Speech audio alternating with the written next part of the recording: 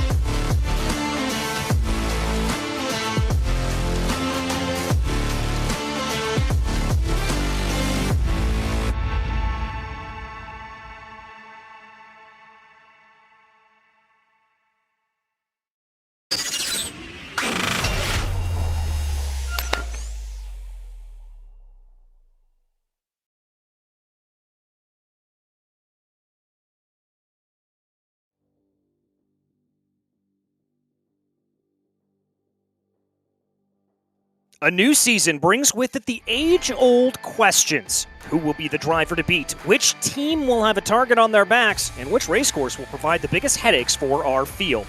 But this season, there are even more unknowns, as Monday nights have seen a little bit of a facelift, and we welcome prototypes back to the docket for the full night here.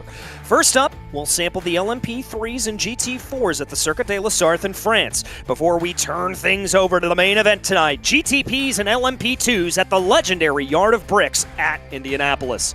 Hello everyone and welcome to RaceSpotTV's coverage of the Monday night series for the Precision Racing League. My name is DJ Clark, delighted to be joined back in the commentary booth by Joey Tebben with our director and producer Dustin Allis working behind the scenes. And Joey, this is going to be a huge unknown. We saw last season what these GT4s and LMP3s were like. Well, it was nothing short of controlled chaos, and with the LMP2s and GTPs coming in later in the night, it's all prototype, all multi-class, all fun.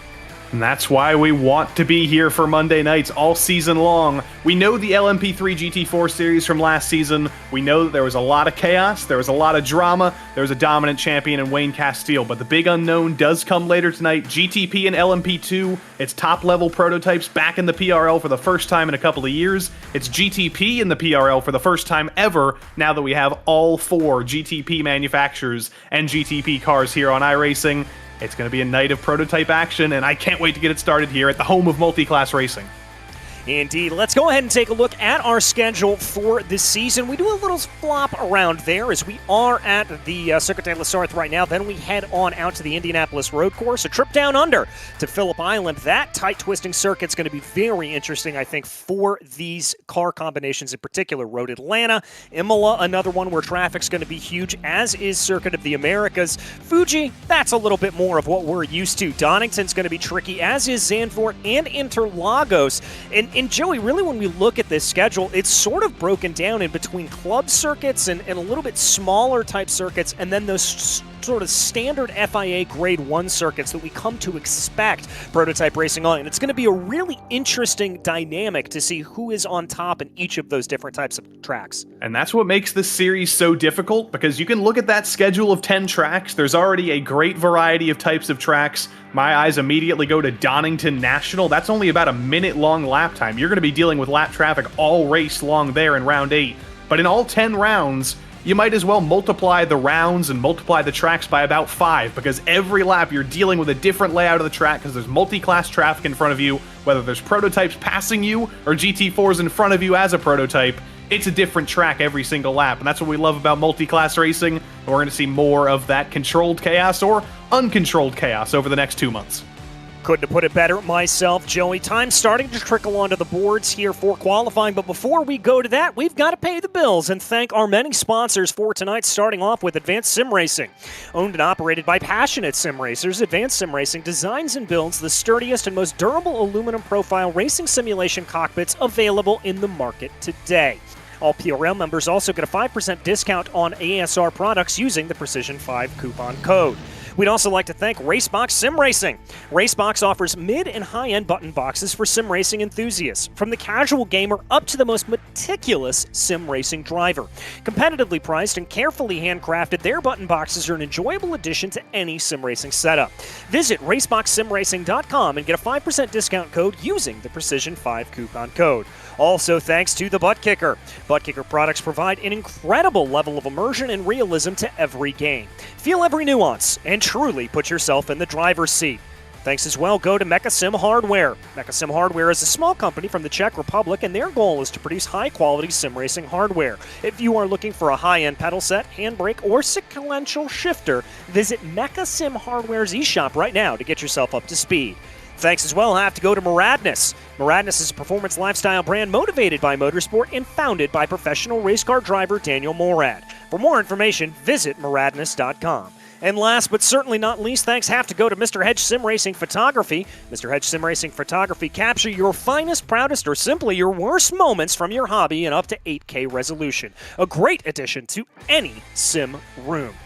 Well, that is our business concluded, and to the surprise of absolutely no one up at the top of the LMP3 category, it is Sean Campbell and Alexis Moisan carrying on well from a good dominant performance last year in the Production Cup series in that GR86 series. Looks like Moisan is taken to these GT4s like a duck takes to water.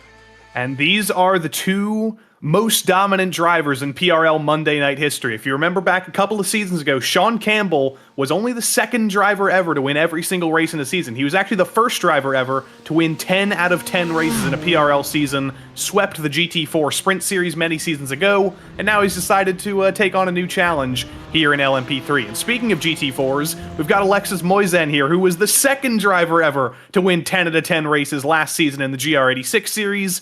We've got two historic drivers here at the top of both of these categories, and they are going to be almost impossible to beat, DJ. You've got an instant challenge. The second you load into these sessions, you see that you've got two of the best drivers in PRL history, and somehow you've got to beat them over the next 10 weeks.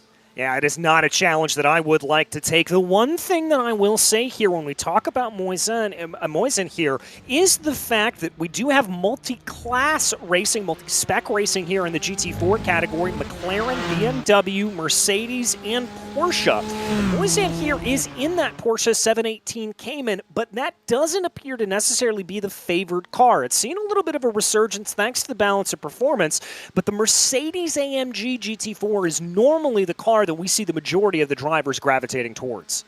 But when you're comfortable in a car and you know the limits of a car, you can drive that car very fast, and Alexis Moisan's doing exactly that. You saw for a moment the manufacturers, basically everybody else in the top 5 is in a Mercedes, other than Graham Wildman, who's decided to go for the McLaren this season. Jared Farewell using the power of the Mercedes. He came close to winning a GT4 race last year, but Adam Brockway kind of disproves everything I just said about Sean Campbell being the odds-on favorite. He won 2 out of the last 3 races in LMP3 last season, and his hot streak continues.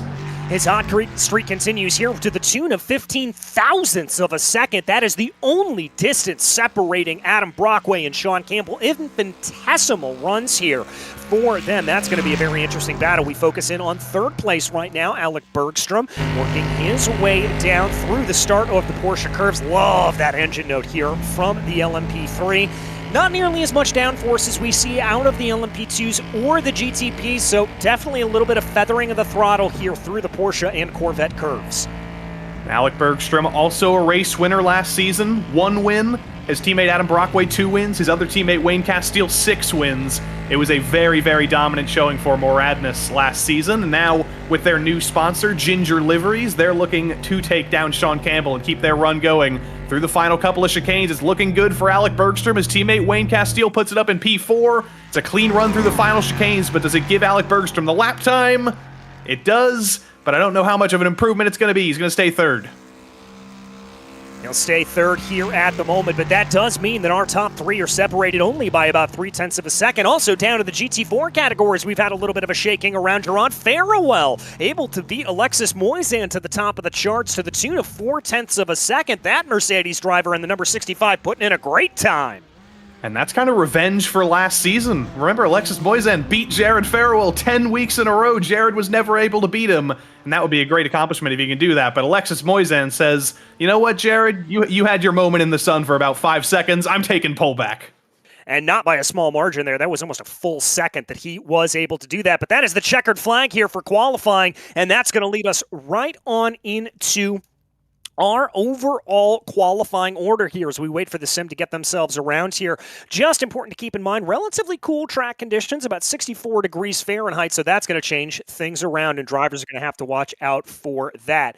As we get ready here to run you through the grid, it is Adam Brockway from Sean Campbell, Alec Bergstrom, Wayne Castile, and Scotty Angelo, your top 5. Sounds like we're having a little bit of problems there with the technicalities, so we'll just manually walk you through this. Then it's in 6th place in the LMP3's Jason Drescher, followed by Corey Precker, Ariel Urexoy, Matt Dismore, and Baron Glover to round out your top 10. 11th place will be Greg Doucette, then Wesley Griffith, Sean Mulholland, Michael Kulaga, Paul Klist, Joey Morissette, Ian Starker, Nicholas Corandis, Jake Jackson, and Russell Peterson round out your top 20. Ryan Luna and Ryan Kings rounding out the LMP3. Back down in GT4, Alexis Moisan, as we talked about, able to get that gap over Gerard Farewell. Then it's Jacqueline Mello, followed by Augustin Garnieri, in P26 overall. Moving back down through the field, then it's Graham Wildman, followed by Cade Smith, Nicholas Larson, Nathan Jennings, Michael Pavolano, Thomas Dunn,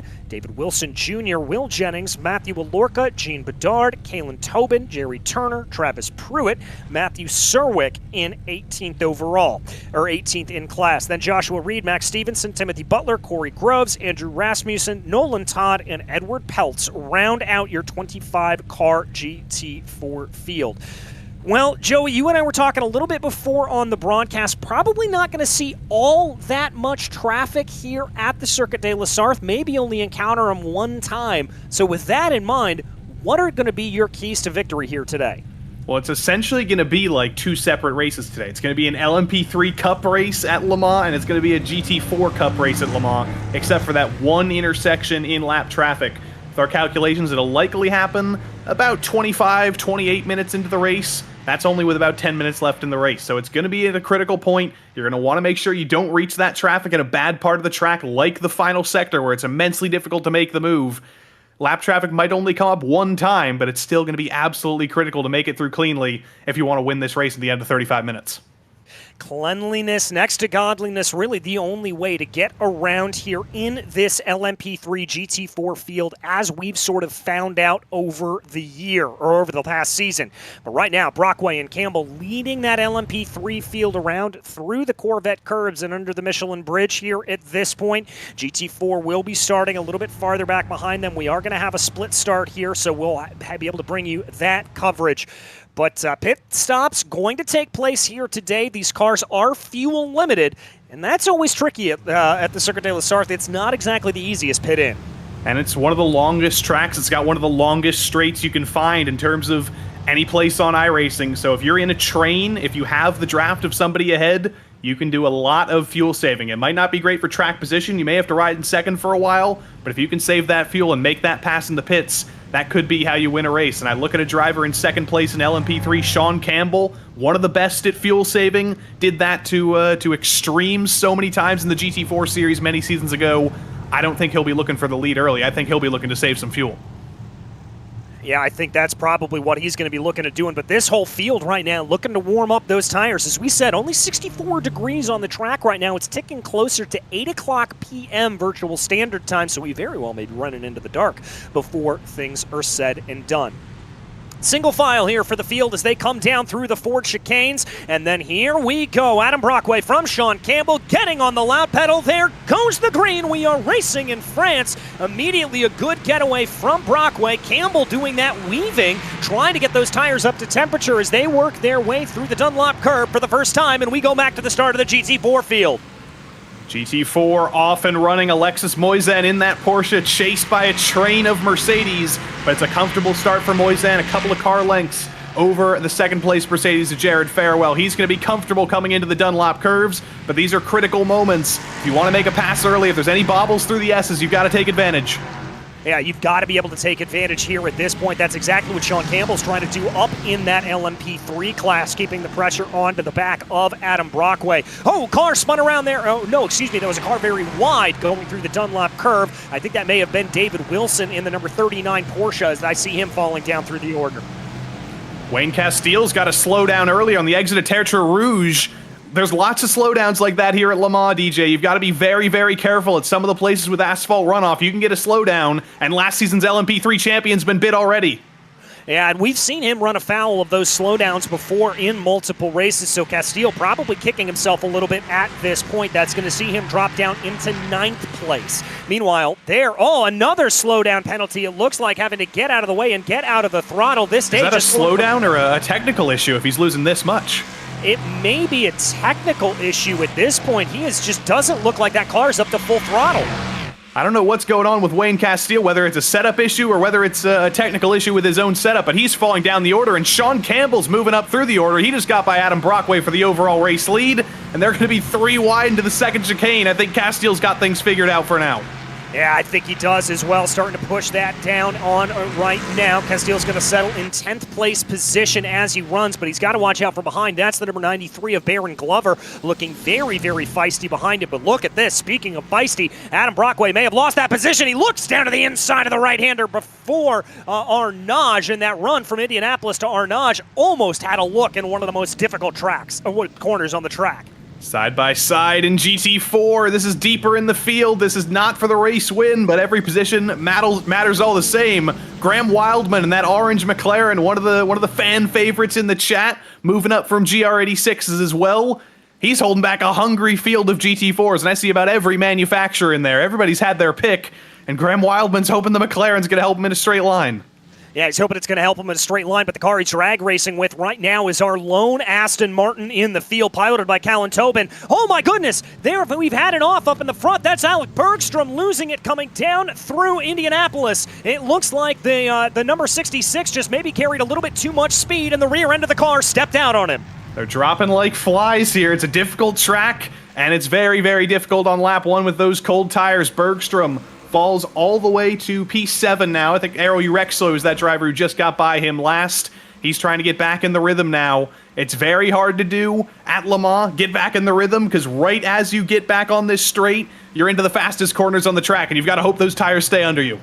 Yeah, you've got to really pray here at this point, and I love what I'm seeing out of the back there of Matt Dinsmore trying to attack on the back right now at the moment. We take a look a little farther up in the field, though. This is the battle for the lead. Campbell and Brockway separating themselves from Scotty Angelo to the tune of 4 seconds only after about a full lap.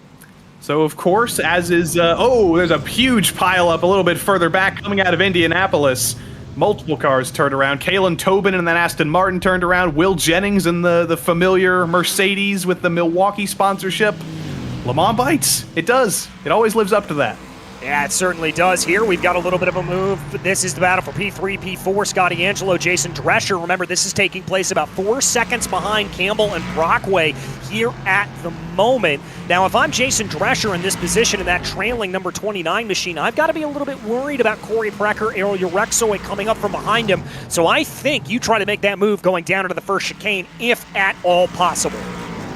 This is going to be an interesting battle because it's 2 drivers who are new to the PRL. Scott Angelo and Jason Drescher, they're here for the first time. They're battling for a podium in their first PRL race. But here's what happened a little bit deeper in the field in GT4. Cold tires into the Porsche curves for the first time. And a Porsche that's kind of well known for penduluming around at times. And that's the first big spin of the day. Yeah, that is going down into the Porsche curves. As you mentioned, we keep our eyes focused right now on the battle for P3. Drescher still holding behind Angelo. Didn't quite look like he was able to get the run that I think he wanted to coming through Tertre Rouge. Now it's all about maximizing coming off of the corner. A little bit of a wider approach there, letting that car swing more for the number 29 of Drescher.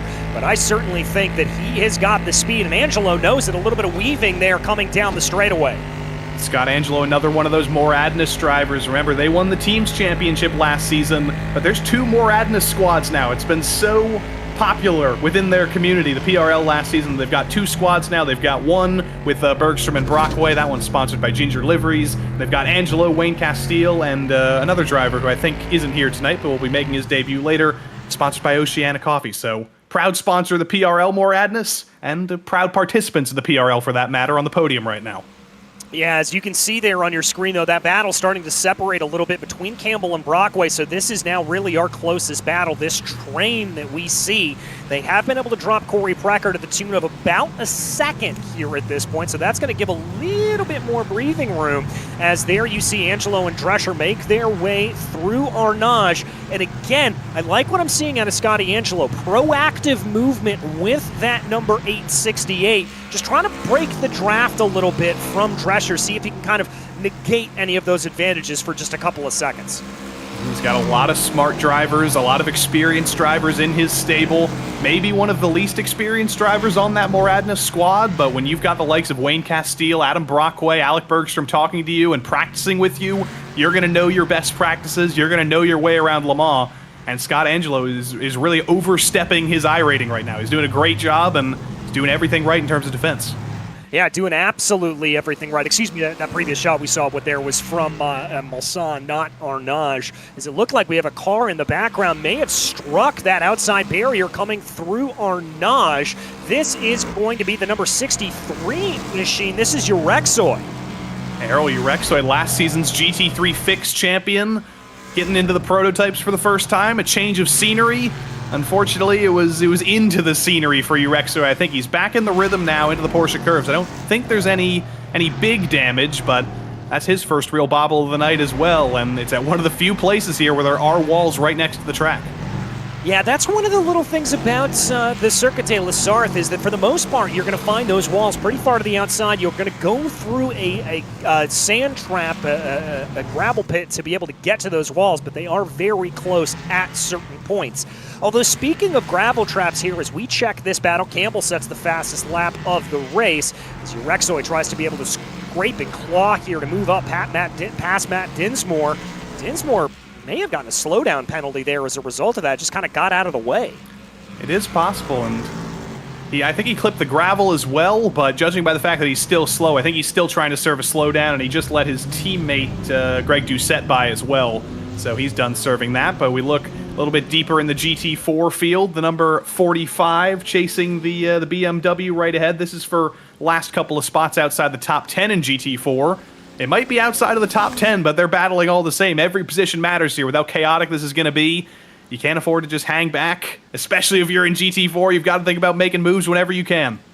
Yeah, and that is, this, as you said, the battle for 32nd overall here. That's going to be about 11th place in class. We ride on board with Jerry Turner, Matthew Alorca in that McLaren right behind him, trying to put some moves going through the Porsche curves. Travis Pruitt also not looking too far back from that, and David Wilson. So we've got the perfect smattering here in a row. We've got BMW, McLaren, Mercedes, and Porsche. Wide run there for the Mercedes, though, or for the BMW there of Jerry Turner, and certainly thought there was going to be an attack there from Alorca, but just not able to get it to play. Oh, there's a dive into the final chicanes from the Mercedes, but nothing happening there. They're going to stay in line right now. It reminds me a little bit of a Greenwich, Connecticut parking lot with a Porsche, BMW, a Mercedes, and a McLaren, but they're going to stay in line and not going to take each other out just yet, even with that dive. No, not going to do anything crazy here at this point. We're seeing a lot of very, very considerate, calm, and intelligent driving here at this point. And I think that's to be expected. Oh, of course, as soon as I say that, little bit of an off there for that BMW of Jerry Turner going to fall down through the order. It was a good save, though, and it should be a good save because Jerry Turner, new driver in the PRL, making his debut, but I see he's from the Pennsylvania club, so of course he's going to be good. He's not a New Jersey driver. There you go, as we've got a little bit of a battle here starting to shape itself up. Dinsmore, Doucette, Glover all trying to sort themselves out as they go down into the Mulsanne hairpin. That's going to be Matt Dinsmore leading the way here. Wayne Castile, that purple car in front that you see, but nice little three-car train starting to develop. These are some beautiful liveries, DJ. Throttle Thursday always delivers, whether it's the plaid they did for the longest time. They've been doing sort of a dazzle camo thing recently, and now they've just gone totally crazy here. It's dazzle camo with all the colors. It looks like I'm walking down the streets of your neck of the woods, like a Los Angeles mural. It certainly does. And we've got to say here at this point, because these are teammates that are running together, Dinsmore, Doucette, and Glover, Joey, what can they strategically gain from doing this? We talked about that fuel save a little bit earlier. Is that the only thing they're going to be able to extract? Well, they can definitely save a little bit of fuel if they decide to stay in line, but it's also very important to be able to communicate with your teammates, knowing each other's strategy, knowing which one of you is really faster. If you're the driver behind, for example, and you tell your teammate, hey, I've got a little bit more pace than you, it would be great if you would let me past if I try and go for a dive, we don't fight too hard. If you don't know the other driver, if you're not able to communicate with them, that can be much, much more difficult because you don't know each other's intentions. But that's the great thing about having teammates. You can work together, you can discuss strategy, you can talk about your options, and you can work together.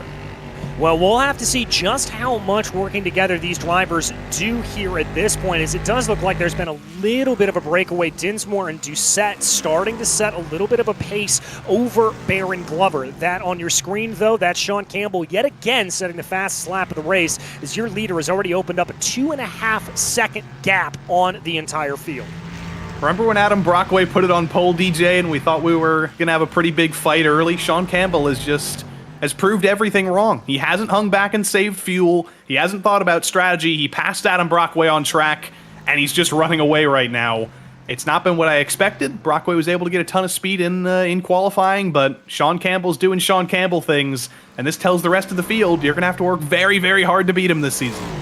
Yeah, you really and truly are. Campbell stepping up his game here at this point. In the GT4 class, by the way, Moisan has been able to pull about a 4.5-second gap over Augustine Guarnieri here at this point. But the battle that we see that looks like it could be something is going to be between Augustin Joaquin Mello and Cade Smith. But this battle for P3 in the LMP3 category, Bergstrom, Drescher, Angelo, this remains fiercely tight for the final step on the podium. It's a purple fest here in the middle of the top five. Bergstrom ends up on the podium now, as I think Scott Angelo got a slowdown at one point. That's why he lost a bunch of time, lost the podium.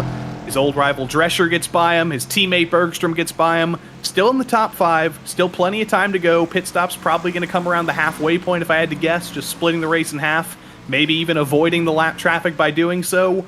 So he's got plenty of time to recover, and he's going to do a little bit of offense instead of defense with Jason Drescher now. Yeah, going to have to play a little bit to the strengths here at this point. Scotty Angelo taking that look here as they come down through the second chicane. Wider run there, it has to be said, for Jason Drescher, and that's going to open up the door for Scott Angelo. That was like some rallycross there from Jason Drescher, up on two wheels, almost flipping an LMP3 car over the curbs. Angelo to his outside, straight line speed. He's got his teammate for a little bit of draft as well, and right as I say he had to be on offense, he takes advantage of the one mistake, and he's instantly back up into fourth. Well done, Scott Angelo.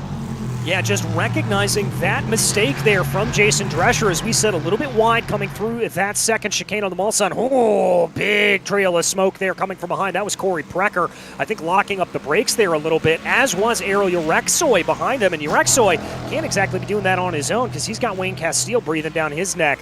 We take a look right here on this battle. Still for P3, Scotty Angelo released, moved up into fourth place position. Now has to try to gain in on Alec Bergstrom in P3. And that's the benefit of having teammates. These guys don't have teammates, though. Urexoy and Castile. Urexoy actually losing out to Wayne Castile there. I don't know if that was a slowdown or he was just slow on the straight after the lockup, but Wayne Castile had a real difficult start to this race. Was down to P12 at one point, was our LMP3 champion from last season, but now he's starting to look a little bit more like Castile as Ariel Urexoy loops it around at Indianapolis. He's had a ton of trouble over the course of this lap. If I was him, honestly, I'd bring it down pit lane this lap and minimize my losses. As we take a look back down at the GT4 category, my goodness gracious, this is absolutely a flock of bees here fighting around. Olorca, Wilson, Larson, Turner, Pruitt, Reed, Bedard, all mixed up in this. We're almost four wide. Almost four wide. We might just be four wide in a couple of moments if that BMW wasn't so wide. Couldn't tell you how things are going to resolve here. There's about 5 different braking zones with the 5 different cars, and it looks like everybody's resolved that. Matthew Alaka hangs on to P10. and everybody behind him, against all odds, keeps it pointed straight. That's fantastic driving from everybody here. Lots of respect shown into the chicane. It's very difficult to do with a pack of cars like that. Yeah, Lalaka doing a great job there. David Wilson stalking behind him in his tire tracks. My big question here is Joshua Reed, as he was over onto driver's left on that circuit, not using the benefit of the draft here as they run, trying to see what he is able to do. Now he's been able to tuck up behind, but he's still got to be looking in his rearview mirrors. That BMW of Jerry Turner certainly looking pretty strong here at this point. Jerry Turner in the Turner colors, of course. How could you not run the Turner colors like that? Travis Pruitt behind him in the bronze Mercedes, and then it's a bunch of Porsches and a McLaren behind them. Love to see the diversity of manufacturers, and I love to see that even in a series where the setups are open, you can do whatever you want at Le Mans, whether you want all the straight line speed in the world, whether you want the cornering speeds through the first sector and through the Porsche curves and chicanes at the end. It seems like everybody in GT4 at least has found a way to get these cars in a very similar window, and that's why we're seeing a pack like this deep in the field. Well, it's not only a testament to the setups there, but it's also a testament to the balanced performance that iRacing has put down. The fact that these cars are so very similar really and truly means that you're going to be able to have some fun and run your way with it here at this point, as it looks like there that is Jerry Turner having to go a little bit defensive. Travis Pruitt trying to make that move, going down on the run into Indianapolis. The Mercedes is going to carry some momentum around the outside. Does Turner back out of it? Yes, he does, and that is position gained there for the Mercedes of Travis Pruitt. Very well done from Travis Pruitt. Didn't even have to throw a Pruitt fade. Was clear entirely on turn in, and a clean move there from the rusty Mercedes there. Great stuff, but the battle for the end of P10, DJ, it's not over. Alaka was looking comfortable. He's not going to be comfortable anymore because he has a very, very bright red Porsche behind him of David Wilson.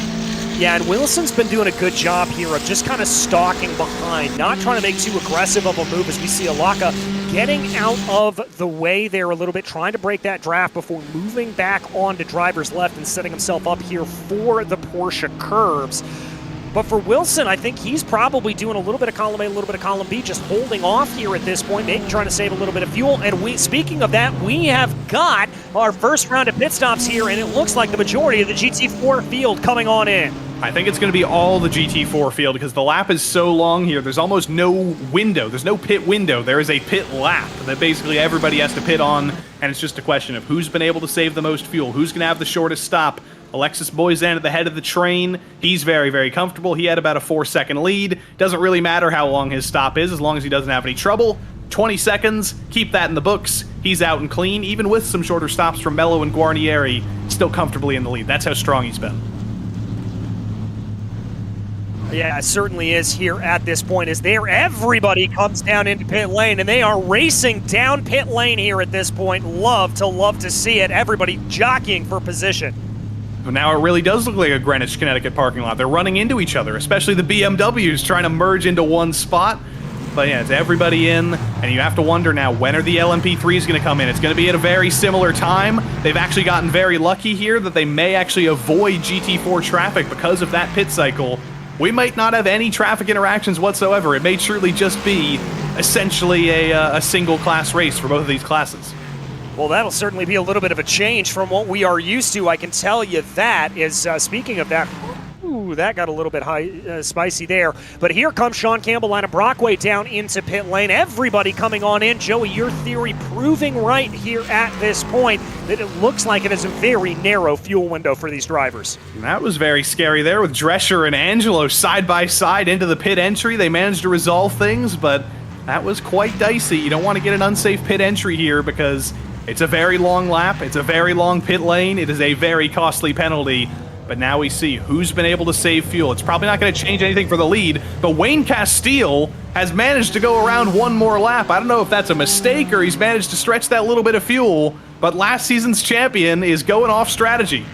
It's not just him. Baron Glover also able to make it work here at this point. So we've got two drivers that are rolling the dice here as they run. Glover's only going to be out in third place. Campbell, and this is a testament to the pace of the number 26, able to actually come out in P2 ahead of Glover. There is Sean Campbell, and now here comes the fun stuff, Joey. That is a lapped car up in front of him. He is going to have to deal with that blue Mercedes of Nolan Todd, and almost dealt with him in a bad way. Well, this could be what Wayne Castile's thinking. He's not dealing with traffic just yet. I think he will be based on the math. Yeah, now he is, but for a couple of moments, he was in clean air. He's going to deal with some of these guys on the straights where it's not going to slow him down at all.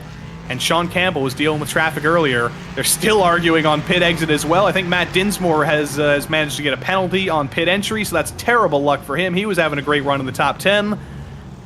But these are critical moments out of pit lane with cold tires. Yeah, they certainly are very, very critical moments. Also, Paul Klist has been able to stay out here at this point as Brockway threading the needle down into the corner. He knows Baron Glover's coming up behind him. He wants to keep a push on. That was masterful. Slotting through the traffic. They're going to have to do it again here with a McLaren coming through. Glover has the draft of Brockway. He's got a GT4 car of lap traffic in front of him. He's just hoping that he can hang on here, maybe save a little bit of fuel to make sure he gets it to the end of this lap. I don't know what he's going to gain from this strategy. He may end up in the top 10 again with judging by where he was before, but you can see he's lifting early. He's got to save a little bit of fuel to make it all the way around. And that was the number 2 McLaren there. That was Timothy Butler taking a little bit of an alternate line coming around the chicane. Thankfully, Butler able to stay out of the way. But yeah, I'm not sure exactly how this pit strategy is going to play itself out. The only thing I could see here is if he's really able to find himself in a bit of clean air when he comes back out. But this is not what Wayne Castile wants to see. Wayne Castile, currently your leader of the race, wants clean air in front of him, and Castile has nothing like it. Jerry Turner, Joshua Reed, Nicholas Larson, everybody up ahead of him. He's got a roadblock in front of him. He's basically got to throw it off the road to clear him before Mulsanne corner. Very, very difficult stuff for Wayne Castile, and any time he might gain by going one more time around and shortening that pit stop, not only is he throwing it away in traffic, he's lost more time throwing it into the gravel. And that's not going to help him out there. We've got another driver who was around, Joey Morissette there. Looks like that's going down into the second chicane, and it looks like Morissette just kind of looped it a little bit there, maybe got onto the power a little bit too early. Castile here coming up behind. This is going into the Porsche curves. Is he going to be able to clear that McLaren in time? Yes, he is, but he's got a little bit more. David Wilson Jr. up ahead of him. Now, Laka clear. And this was a battle that was unresolved before. Wilson's got a huge lead, and Wayne Castile almost in the safer barrier down on the bottom of your screen around the outside of David Wilson. He's going to come to pit road right now and get a change of pants, I think. And Joey Morissette getting bullied around on the left of your screen as well. It's been a difficult day. It's been a struggle for these two. Yeah, apologize there to Joey. I said that was a solo incident. It does look like there was a little bit of contact involved. As to our expectations, Wayne Castile is going to come down into pit lane, and Sean Campbell should inherit the lead of this race. And it's going to be very comfortable for Sean. He's got a little bit of traffic to deal with through the Ford chicanes, but he has a 6-second lead over Adam Brockway right now. He can basically park it right now, just wait as long as he needs, and then throttle it up on the straight, get through. He's lost a little bit of time. He's actually lost about 2 seconds to Adam Brockway, but Sean Campbell's probably not too concerned with that as he inherits the race lead, and he's easily in the race lead. Yeah, Castile, Glover, and Klist all coming down into pit lane, so it looks like everything has been cycled around here at this point. We give a little bit of a look here at your leader of the race. This is Campbell, this is Adam Brockway trying to sort his way on through. This is P2, very hazardous situation coming down through the Dunlop curves. Yeah, all that time that Sean Campbell lost through the Ford chicanes, Adam Brockway just lost that all himself, so it's even things out. Campbell's clear now. David Wilson onto the back straight, or onto the Mulsanne straight for the first time before the chicane. And he is home free right now. 11 minutes to go. All he has to do is finish the race right now and hope that some of those lap cars up ahead don't cause him more trouble, which could be more trouble than we think. Yeah, it certainly could be, depending on how this race shakes itself out. We'll have to see, though. Campbell looking like he is in absolute control here at this point. 2 seconds the gap. But Brockway is closing it down just a little bit. That's tickled down to about 1.9 seconds. Oh, I think we may have had a little bit of a problem. Ariel Rexoy being shown is off track here at this moment. So that's a problem again for the number 63, as indeed that looks like it is coming down off of Tetra Rouge. And I'm not sure what happened to the number 63. It's been a troubled day for Ariel Rexoy. I think we have a replay of it, but it's been his debut in the prototypes, coming into Tetra Rouge, trying to go around the outside of a GT4 car, and that was not the place to go around the outside, unfortunately, and Rexoy I try not to bully him too much. He's our GT3 fixed champion. He's our buddy, but unfortunately, his LMP3 debut, he has been living up to one of the syllables in his name tonight. Yeah, it hasn't been great. Watch this from on board here at this point, Joey. You can see the hesitation. Oh, that McLaren just parked itself in the middle of the track. I believe that was Timothy Butler in the number 2. It just looked like there at that point that he tried to send that in, tried to be able to get around it, and just couldn't get it to play. Yeah, it's a huge speed difference, and Rexoy just not really, I don't think he knew that the difference in speed was going to be that much. It was a little bit slower than he was expecting, and it's such a fast corner that the second you realize, oh, this isn't going well, there's basically no saving it. He was lucky. There was a large asphalt runoff out there. He was able to keep going. He's probably very, very scared about that, and he might need one of his traditional post-race ice creams to calm him down. Yeah, he might. Another driver who's going to need a little bit of a calm down is Jerry Turner. It seems like every time we look up, he is involved in a battle. Right now, Turner trying to hold off Nicholas Larson, as that's going to be an LMP3 working their way on by them, coming down into the right-hander before Indianapolis. It looks like Larson's going to give up the ghost fall into the line. Good thing there was going too wide through that corner. Never seems to end well. It never does, and this is the hottest battle in GT4 on track at all, even though it's outside of the top 10. These guys have been going at it all race long. Up front in GT4, it's kind of been resolved. Alexis Moisan looks like he's going to continue his undefeated streak in the PRL, even in a new series. But every point matters at the end of the season for these guys, whether it's going to be for the top 10 in the championship, maybe even the top 5 in the championship. Points go down to every position in the PRL. So whether you finish 12th or 13th, that's 1 point that could add to your total at the end of the season. So every position matters. Every position matters, and these drivers certainly know it. As you've said earlier, Le Mans, a little bit of a specialty circuit. It's kind of its own monster, and I think once we get to the more traditional road racing fair, like next week at Indianapolis, it could see things change around. So if you're able to salvage a couple of points here from a track that may not be your best, and then keep going on once we get into the meat of the regular season, it could be a very, very good result here today to just be able to walk away with P12. Well, DJ, this track isn't just a monster, it's Le Monster. I see what you did there. Joey, I've missed your puns. We're back. We're back in business. We're here. As we watch Turner right now, good lines there coming through the Ford chicanes, just trying to see if he's able to get a little bit of a run. And again, doing a little bit of that modified dragon move is, I think, and don't quote me on this, Joey, it almost seems like the draft effects have changed a little bit since the latest build here on iRacing, and drivers are a lot more cognizant of the draft they're giving off. Well, especially at Le Mans, it's incredibly important. It's going to be important next week at the Indianapolis road course as well. Anywhere with long straights, draft is going to be entirely important, whether it's for saving fuel, whether it's for making moves. You need to use that draft to your advantage, because it is very difficult to pass in GT4 machinery. They've got a little bit of aero, they've got a little bit of downforce, and that does lead to dirty air. So anytime you're close enough to a car, you are begging for a straight, because that's where these cars excel. That's where you're making the majority of your moves. All right, and it looks like here we've had a little bit of an incident farther back down in the field. Let's take a look. This is coming through the Porsche curves. LMP3 coming up from behind, tries to thread the needle. We saw Castile do that earlier and pull it off, Joey. It didn't work off in that situation. It did not work out that time at all, and that's going to be a very unhappy Porsche. The number 27 in the wall hard. That's Max Stevenson. And we do have to remember that in multi-class racing like this, it's up to the faster class. It's up to the prototypes to get around the slower traffic safely. And I don't think Max Stevenson really did anything wrong there. He was running his line, and it was a very, very risky move by an LMP3 to go around the outside there.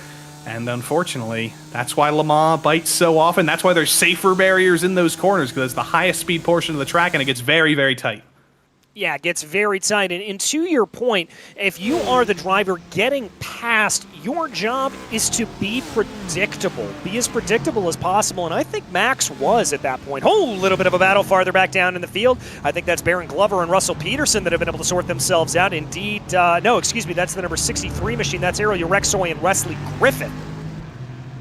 63 versus 62, Urexoy versus Griffith. Urexoy just trying to salvage the end of this race. It's still a top 10. He's still P8 right now, so by his standards, he's going to be a little bit disappointed, but it's still a great run for him. He's definitely going to be thinking about the top 10, but we've got a replay of Nicholas Karangis, the third of the Throttle Thursday drivers. At the bottom of their screen, Wesley Griffith goes for a dive, and Carangis goes for a dive at the top of your screen into, I believe, the same lapped McLaren in the GT4 car that caused you Rexoy some trouble. Yeah, I think it was as well. We're seeing a lot of that here today, as now we keep our eyes here. Rexoy and Griffith, this battle keeping playing itself out. This is another, oh, there's that farther view. That's that same one that we saw earlier, and it just looks like Timothy Butler, just a little bit of a target on his back for LMP3s to run into the back of him. Unfortunately. And we're going to take the white flag this time, by the way. These laps are so long, and this race has flown by so much that Sean Campbell's about to take the white flag. And I would be remiss to mention that our race leader, who's not comfortable right now, he's only got about 1.5 seconds over Brockway. He's typing in the YouTube chat right now. He's having a chat with his buddies. Of course he is. By the way, I think it's 2 laps to go here, Joey, as it looks like it's 3:43 lap times, and Campbell was able to cross over with a little bit more than 4 minutes to go. And there you can see Barney, the flagman, not waving that flag. So this is good news for the likes of Wesley Griffith, Michael Kulaga, some drivers involved in the battle, as well as Gene Bedard and Nicholas Larson, who were involved in a battle farther back down to the GT4 category. This is the battle for P13 in LMP3. Ryan King's a stalwart here on Monday nights, battling with Sean Mulholland and Paul Joseph Klist. Yeah, new name to the PRL, Paul Joseph Klist. I believe he's a streamer in his own time, getting that started. But Travis Pruitt, oh, Sean Mulholland trying to get around the GT4 of Travis Pruitt, locks up the brakes, trying to get to his inside and spins it. And I think that was, frankly, an issue where he was trying to be as considerate as possible, was Sean Mulholland, trying to back that car off and not run into the side of him, and just ran out. Just as you said, locked up the rear brakes, and that sent him into a skid right into the side. Yeah, he slammed on the brakes in the middle of the corner, just kind of a late reaction. It's not normally a corner where you're braking like that, and the balance of weight just loops around. Poor old Sean Mulholland goes around. I think Travis Pruitt probably gonna be scared as well. He didn't expect that. No, certainly didn't expect that. Oh, we've got somebody else spun around there. I'm not sure that's going to be the 311 machine of Carriandis. Nicholas Carriandis losing it coming down through the Ford chicanes. He already had a little bit of trouble with that GT4 earlier, maybe nursing a little bit of damage. That may be why Carangis spun through the final corners, but those curbs are so high. You see LMP3 cars getting up onto 2 wheels all the time, and doesn't get up onto 2 wheels, but does loop it around late in the brakes. And Nicholas Carangis is going to want to get on that plane out of France because he's not had the most fun. Yeah, and I wonder they're taking a look at that, if that was maybe a situation of trying to trail brake a little bit too long and just getting a little bit of rear brake lock up there. But the battle we check in on right now, highest up in the field, this is the battle for P5. Wayne Castile, Jason Drescher. Drescher on the attack. What a recovery drive it's been for Wayne Castile. 12th all the way up to 5th right now. It's looking much more like the driver who won the championship last season. And if he can maybe even get one more spot, he's got his teammate Scott Angelo only 2 seconds up ahead. P4's not out of the question, and that would be a great recovery for Castile. He wants to be fighting Sean Campbell for this championship. He wants his 2nd LMP3 championship in a row. And when you only get 1 drop week in a 10-week season in the PRL, you can't afford to have any especially bad weeks. And if a P4 is his drop week, that'd be a pretty good start. Exactly, and that's the kind of mental math that a lot of these drivers are doing here at this point, thinking about this season, thinking about what they're going to be able to do and how to be able to walk away with the most points. As we watch Castile here working his way through the chicane, looks like maybe a little bit of a better run for Drescher, but I'm not sure if that's going to be close enough to really put the pressure on from behind. Also looks like we've had a problem for 21st place Ryan Luna being shown as off track. Bad luck for him, but the Drescher pressure, you can feel it. He's sticking with Castile. We've got a long straight here where Drescher's going to try his best to stick with the draft. But it's a question of how long can he stick with Castile. Is he going to be able to stick with him for the entirety of the last lap? It's going to be difficult to do, just like it's difficult to get through the final chicanes for Ryan Luna. He discovers the curbs, like I mentioned before. The second you go over those, you're out of luck. It's almost impossible to recover when you're 2 feet in the air. Yeah, you really can't do that. You need all 4 tires to be on the black stuff in order to get maximum grip. But I have news, and that is Sean Campbell has crossed over the line. We are officially 1 lap to go here from the Circuit de la Sarthe, and continue to watch this battle between Wayne Castile and Jason Drescher. Into the Ford chicanes for the penultimate time. hopping over the curbs, just trying to carry as much speed as possible. These cars excel in fast corners. They're very high downforce, but they're a little bit awkward at times when you're in the slow corners because you lose that downforce as the speed goes down. Got to make sure to nurse the throttle. Got to make sure to nurse your movements and be smooth. Well done by both of those drivers. And wait, Jason Drescher just needs to stick, I think, within about 3/10 of Castile, maybe even 5/10 if he can get a little bit further back. That's how close it needs to be to use the draft. But Moisan, Mello, and Guarnieri have pitted. They're out of fuel. This is huge. Alexis Moisan, Mello, Guarnieri, Thomas Dunn, all coming down to the pit lane out of the GT4 category. That is going to give control of the field over to Gerard Farewell, Cade Smith, and Michael Pavellano. Suddenly, things just got very interesting in GT4. Can the drivers who stayed out actually make it to the end of the race? And if they can, are they going to lose those 9 seconds to Alexis Moisan anyway? Suddenly, the ultimate pressure sits on Jared Farewell. Alexis Moisan's never lost in the PRL before, but it could come down to fuel saving. Jared Farewell, if he can hang on. If he can hang on here at this point, but as you said, Joey, that's the real question. Has he called this right on fuel strategy? It does look like there's a majority of the field here that is able to stay out. It's really only about those 3-4 cars, as it also looks like Thomas Dunn came down into pit lane as well. So only a few of them that miscalculated there, if that's what the case is. Well, that would be weird if Moisan miscalculated, because he was in the box for about 2 seconds longer than anybody. He had a 20-second long stop. It looked like everybody around him was in the box for 17, 18 seconds. So I almost wonder, has it been Farewell, Smith, and Pabiano who have miscalculated? It may be. Moisan may have just thrown an absolute galaxy brain move, and he may make it to the finish with everybody else ahead of him running out of fuel. He's already made up 3 seconds in just the first sector of the lap. Oh, this could get very interesting indeed as everything starts to play itself out here. We've got a little bit of a 3-way battle. Ariel Urexoy finding himself under attack from Wesley Griffith and Greg Doucette. It's Doucette right now is going to be the one side-by-side with Wesley Griffith. That's Corey Precker coming up from behind. They go 3 wide down into the chicane. 3 wide into the chicane, and as we look back at them, they've resolved it. Precker in that black and yellow YS Motorsports LMP3 making contact with Greg Doucette in the Dazzle camo. I almost wonder if Precker's going to get a slowdown for where he was, but he's got to slot back in line behind Doucette. A little bit of high-contact LMP3 racing, but they slot back in line all the same. Yeah, they'll slot back into line here at this point. The question's going to be is if now Precker is able to make the move over Doucette as they get onto the binders going into Mulsanne. That's not going to play itself out. Precker likely only has an opportunity or more. Oh, big, about a bunch of brake smoke in front of them. That was from Greg Doucette locking it up coming down into the hairpin. And in GT4, I think Jared Farewell's in grave danger of fuel right now. He's lost 1.5 seconds to Cade Smith in second. Cade Smith could be the driver who ends up winning this race. If Farewell can't make it, it could be anybody. But there's one thing for sure, and that's the LMP3 winner. Dominant all night long. Dominant all night long. We were a little surprised at the beginning, coming in P2 off of qualifying, but that's of no matter to Sean Campbell, who will cross over the start-finish line to take victory from the Circuit de la Sarthe, setting the fastest lap of the race along the way.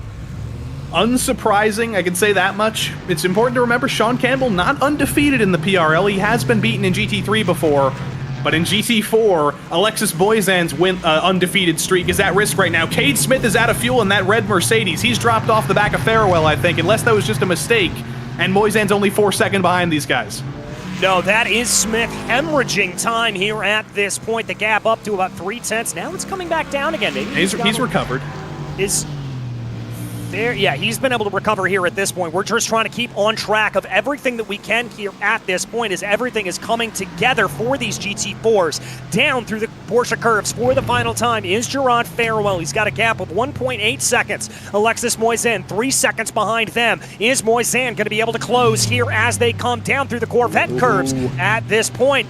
Oh, that was a lot of lifting there for Farewell as they come down through the final part of the track past what used to be called White House and Maison Blanche. Here they go down into the Ford chicanes. Is this going to be enough to coast it home for Gerard Farewell? Oh, that was Cade Smith off in the background. He is spun. He's off into the kitty litter, but that is going to promote Alexis Moisan back into P22 or into P22, P2 in the GT4 class. But it's going to be of no mind here to Gerard Farewell, who comes out of the final corner and on a fuel economy run will take victory.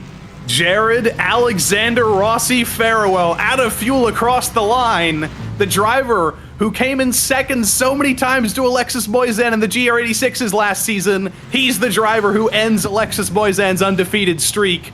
Welcome to the Winners Club, Jared Farewell. Well done. Absolutely remarkable stuff there from Jared to be able to bring that along through. We do have a couple of more battles to follow back up on here at this point. This is Andrew Rasmussen in the Porsche, holding off fellow Porsche driver Nicholas Larson. This is for P32 overall. Now that's going to be about P12 in class. Kind of feels like we're in Denmark back here. Rasmussen versus Larson. It's Vikings in the back of the field, but again, every point matters. And for Andrew Rasmussen, he's an experienced PRL driver. Lots of experience in the GT3 series. He wants every point he can get, but Larson takes a little bit of a peek, sends a little bit of dive, gets Rasmussen offline through the Porsche curves. This battle's not over. I think there could be one more dive in Larson. There could be one more dive before they are said and done down into Maison Blanche right now. Let's see who's got the tenacity to make this work. That's Larson to the right of your screen, Rasmussen down to the left hand. They come out of the final portion of the Porsche curves, trying to be able to hold everybody off behind them. Do they have a run? Here it comes. Is he out of fuel? Is that Rasmussen out of fuel? He's slowing. I think it is. He has let Larson on by. Oh, that's not going to work. He's trying to cut the track to make it to the finish line, but you've got to be careful doing that, because if you get a slowdown before the line, you'll get a full lap penalty, and Rasmussen will lose more times than he's gained. But he's parked it. He served the slowdown. Just trying to have a little bit of fun there. I don't know if he'll get a penalty for that, but he better hope he served the slowdown before he got to the line, or he's going to be in a whole world of more trouble than losing just P13. Yeah, just a little bit. Here's Will Jennings, by the way. This is the battle for 20th in the GT4 category, holding off Nolan Todd to the tune of about 8.5 tenths of a second. Remember, good recovery here for Jennings. Had that off earlier on, almost had one there coming out of the Porsche curves, as now they go through the Corvette curves and down through Maison Blanche. As we take a look up ahead on the road here, Edward Peltz trying to be able to hold off a little bit. These last couple of drivers just working their way on through the Ford chicanes, and it looks like there that the number 27 of Max Stevenson crosses over the line. Edward Peltz, Will Jennings, Nolan Todd, the last of your drivers still running out here today. And that looks like that is going to bring us right on into our final finishing order here today from the Circuit de la Sarthe. Up at the top, it was Sean Campbell that was able to take victory in the GT4 category. Well, that was a little bit more eventful with Gerard Farewell taking a surprise victory. Let's go ahead and just run you through the top 10 of each category. Still having some problems there bringing up the graphic on our screen. It was Campbell from Brockway and Bergstrom, then Scotty Angelo, Wayne Castile, Drescher, Errol Urexoy, who had a yo-yo day, but still good to be able to finish in P7. Then Wesley Griffith, Greg Doucette, Corey Precker, your top 10 in LMP3.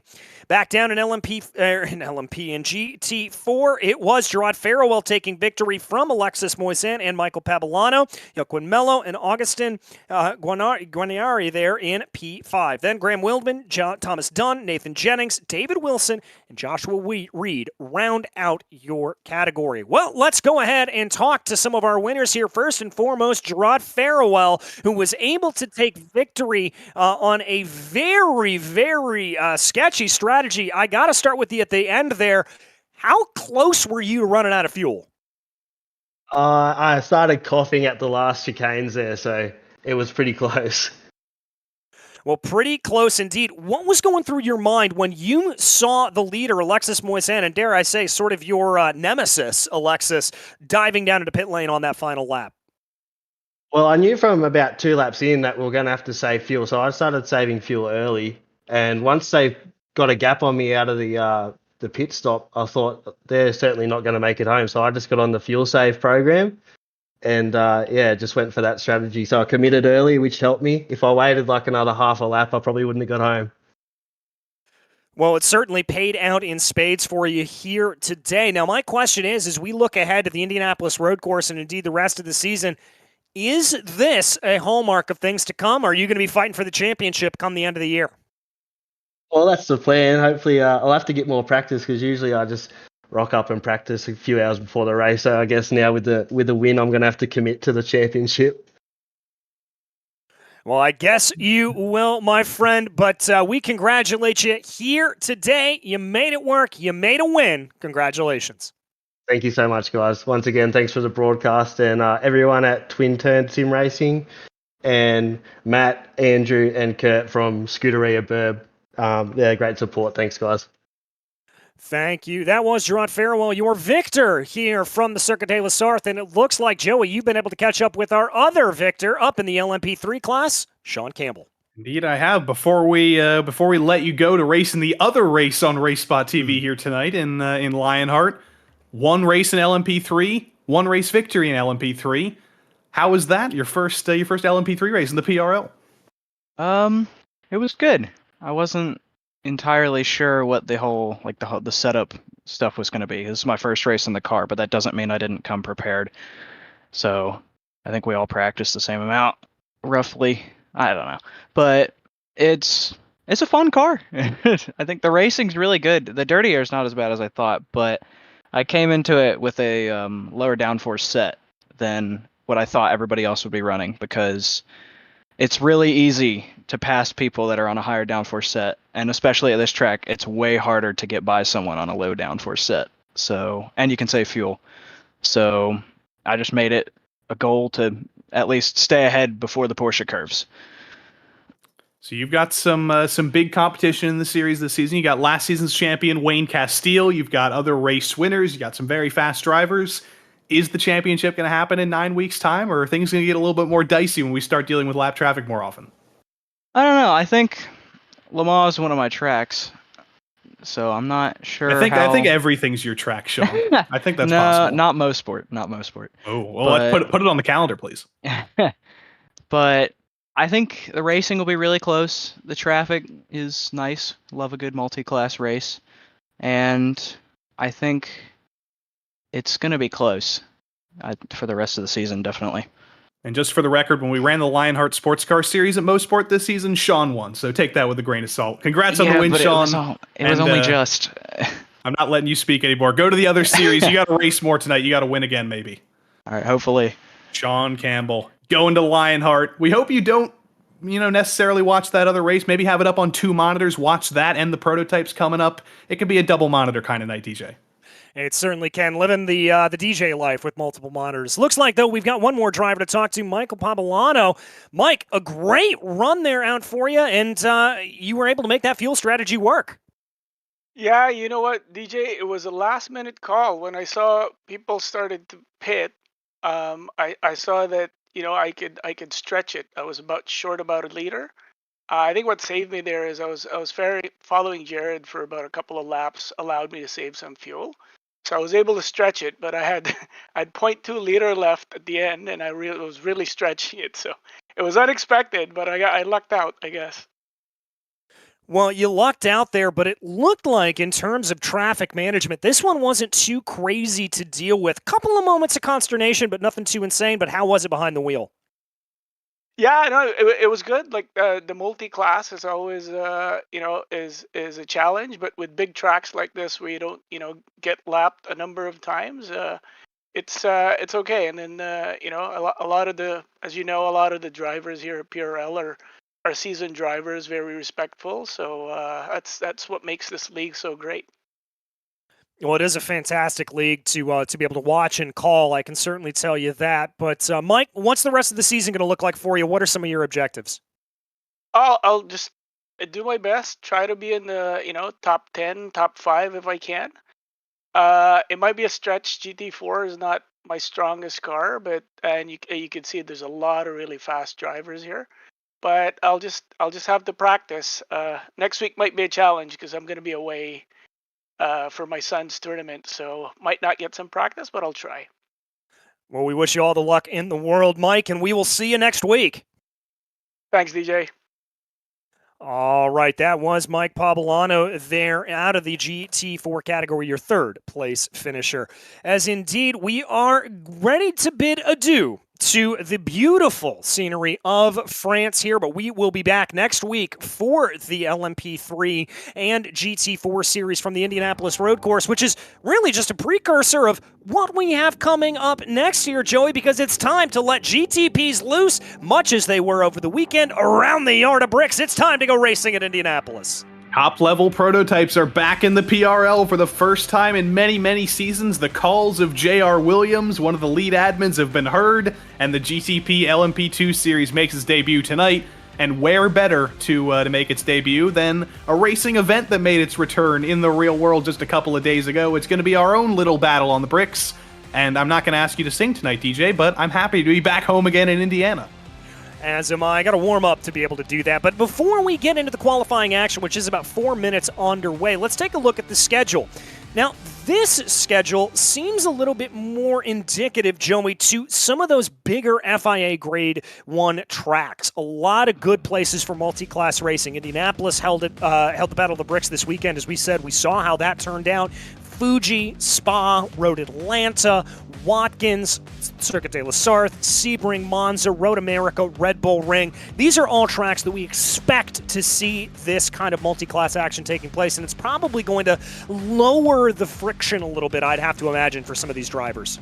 Yeah, a lot of drivers are going to have a ton of experience around basically every single track on this schedule, but that's not necessarily going to help at times because there's still some of the most difficult tracks in the world. The high speeds of Road Atlanta, Le Mans coming up for these guys in a couple of weeks' time, the bumps of Sebring, FIA Grade 1 tracks where the most difficult thing's going to be dealing with off tracks. There's going to be all sorts of challenges thrown at these drivers over the course of the season, and also some traffic as well with the GTP-LMP2 split. The difference in speeds, you're going to deal with lap traffic here as well. Yes, you certainly are, and let's go ahead and bring you some live pictures of exactly what's going on out on the racetrack, because there's something that I really want to call attention to here, Joey. We talked about in the last season, or in the last broadcast, how it looked like the Mercedes was the dominant car. Well, they have nothing on the domination here of the Cadillacs. The majority of the field, indeed, I'm going to make a rough estimate here, about 90% of this GTP field running the Cadillac here at this point. I see about 4 Acuras, and I see a lone Porsche, no BMW in the field. Well, the BMW was the only prototype we had for the longest time, but since the addition of these new prototypes, since the addition of the Cadillac in the previous update, there is a clear favorite, and everybody in the top 6, they're doing well in the Cadillac. It's also Dallara domination in the LMP2 class. That's because that's the only LMP2 we have for now, though, so maybe we'll get another one in the future. For now, though, I'm just happy to see these prototypes back at Indianapolis. I was happy to see it over the weekend in the real world, and I'm very happy to see it here virtually in the PRL. Yeah, I am as well, as we watch your provisional pole sitter there, Daniel Harris, bringing his Cadillac down through the first corner. That's going to be the big point of consternation here. Much as it was in the race over the weekend, that turn 1, your primary overtaking opportunity, your primary way to try to get a move done with the benefit of the slipstream coming off at turn 14 down this 5/8 of a mile straightaway. But it can be a very tricky corner to get right. It can be, and with a new class, with a new series, comes a lot of new drivers. There's some familiar faces, there's some unfamiliar faces. Daniel Harris right now at the head of the field is an unfamiliar face to the PRL in the prototypes here from Australia, really showing up in his first appearance in the PRL and putting everybody down, putting everybody underneath him. Pat Pelshaw, Precision Racing Esports driver, we know him. Dave Menino, Ryan O'Connor, Brett Thurman, longtime PRL drivers. But Daniel Harris is showing them all up. Yeah, he is, and let's watch him here coming out of turn 14 right now onto the straightaway. As there you hear that mighty V8 start to roar down the famous yard of bricks, and that's going to be all she wrote for Daniel Harris. Not an improvement there on that last lap, but the time of 1:13.859 will stay true. Here is Colin Hopkins, another one of our Cadillac drivers here at this point, currently sat in P6 at the moment with about 2 minutes left to go in qualifying. If you're wondering why this is solo qualifying and not open qualifying like normal in the PRL, well, in the multi-class series, you can't really have 2 classes on track at the same time in qualifying, so there's an exception to the rule, and in this series, it is solo qualifying for your GTP and LMP2, and also LMP3 and GT4 beforehand. But tomorrow night in the GT3s, on Thursdays in F4 and F3, that's open qualifying. You've got to deal with traffic. You've got to deal with finding clean air. Luckily for Nicholas Goen and the rest of the drivers tonight, though, you get clean air for just a moment. Exactly, and let's also give you an update here on the LMP2 field, because we've been talking a lot about the GTPs. It is Jack Hedgecox that's going to lead the way over Caleb Limon, then Blake Ziti, Joshua Chinsky, and Josh Gowen. Your top 5 is Nick Gowen now jumps up to the top of the charts there, and that is going to be P2 for the number 88. The Gowens very experienced, or the Gowens very experienced in M-Tech competitions, so they know how to drive these LMP2 cars, they know how to deal with multi-class racing, and no surprise to see them very, very fast. Another new name to the PRL, Giovanni Perez D'Amico. You know, if it's got 3 names, it's going to be good. And he is in that stealth white car. That's going to be easy to pick out of the pack, because it's eggshell white. And Giovanni hoping to improve on an 18th place run, but I think he's going to have a little bit of trouble here making it before the clock runs out. I think he will make it, though. Yeah, I should be able to just cross over the line. Giovanni's best time here on 1:19.927. That will put him a little bit farther down in the order, but he's going to call it a day and head down into pit lane here with 20 seconds left on the clock. Not nearly as difficult of a pit lane as Le Mans necessarily, but this is one that is just as long. Watch out for drivers holding on to that as much as possible, because the time you spend in pit lane here seems like an absolute eternity. As it looks like here at this point, 1 second left to go on the clock. Checkered flag flies, and that means we are ready to go racing here from the world capital of racing, the Indianapolis Motor Speedway. We've got a full pace lap to be able to bring you on through everything, so let's go ahead and run you through that starting order here at this point. It's going to be Daniel Harris lining up in pole position with Pat Pelchot to his outside, then David Menino and Ryan O'Connor, your top 4. Brett Thurman lines up P5, followed by Colin Hopkins, Matt Miller, Ali Hunt, Zach Herbert, and Michael Diaz, your top 10 in GTP. Felipe Ciramello will be in P11, and then Anthony Dring will be the first non-Cadillac runner in the field. That will be the Acura lining up P12. Sammy Hendricks will be P13 in the lone Porsche GTP in the field. Then it's Aiden Young, Richard Reagan Jr., Andre Espinosa, Nicholas Schwartz, Nick Silver, Jeff Evans, Jay Shallington, Robert Ridgway, Devin Brock, and Bradley Holly to round out your 23-car GTP field. Moving down into the LMP2s, it's Jack Hedgecox, followed by Nick Gowen. Then it's Caleb Limon, Blake Ziti, Joshua Chinsky, Josh Gowen, Kyle Streichartz, Mike Kalin, Jerome Bertillon, Nicholas Shepard, and Eric Harmon. Damien Benke will line up in 35th overall, followed by Darian Roy, then Chip Michaels, Ryan Chandler, Doug Evans, Chase Kaufman, Giovanni Perez D'Amico, and Brian Hoskins, who will round out your 42-car prototype field here from Indianapolis. Now, Joey, traffic's going to be a little bit more of something that we're going to have to deal with here today, I would have to think. Yeah, the difference in lap time in qualifying was about 3 seconds between GTP and LMP2. So do the math. It's a very, very short lap time. It's going to be about 20 laps in or so, I think, when they reach lap traffic, about halfway in the race. And it's going to be so much more difficult because in the LMP3-GT4 series, there's a way, way bigger difference in speed than there is between GTP and LMP2. So it's going to be all that more difficult to make that pass once you reach that traffic. And that's where it could all go wrong. There's some tight spots on this track. There's some long straights, but the LMP2s are fast in a straight line as well, and that's going to be very frustrating. Yeah, that's going to be very frustrating for them, as it does look like the field has lined up here. A couple of drivers, including Robert Ridgway, that looks like they're going to be due for a pit lane start here at this point. But we do have a full pace lap to be able to work ourselves around here, and so that's going to give plenty of time to get these tires up to temperature, although I dare say they're not going to need to just past 2:30 p.m. virtual standard time, and this track is boiling. It's 104 degrees Fahrenheit. We don't like to see that. We don't like to see the triple digits, but all the drivers are going to have to deal with it. It may be September, but it's not fall yet. We've learned that the hard way all across the eastern half of this country. It's still very, very warm. And there's some fast corners of this track, especially through this first complex, coming up over the hill of Turn 2, high speed through Turn 3, breaking into Turn 4. Those tires can be taken to shreds. And does that favor some drivers with more experience in the PRL, the likes of Michael Diaz, who are deeper in the field?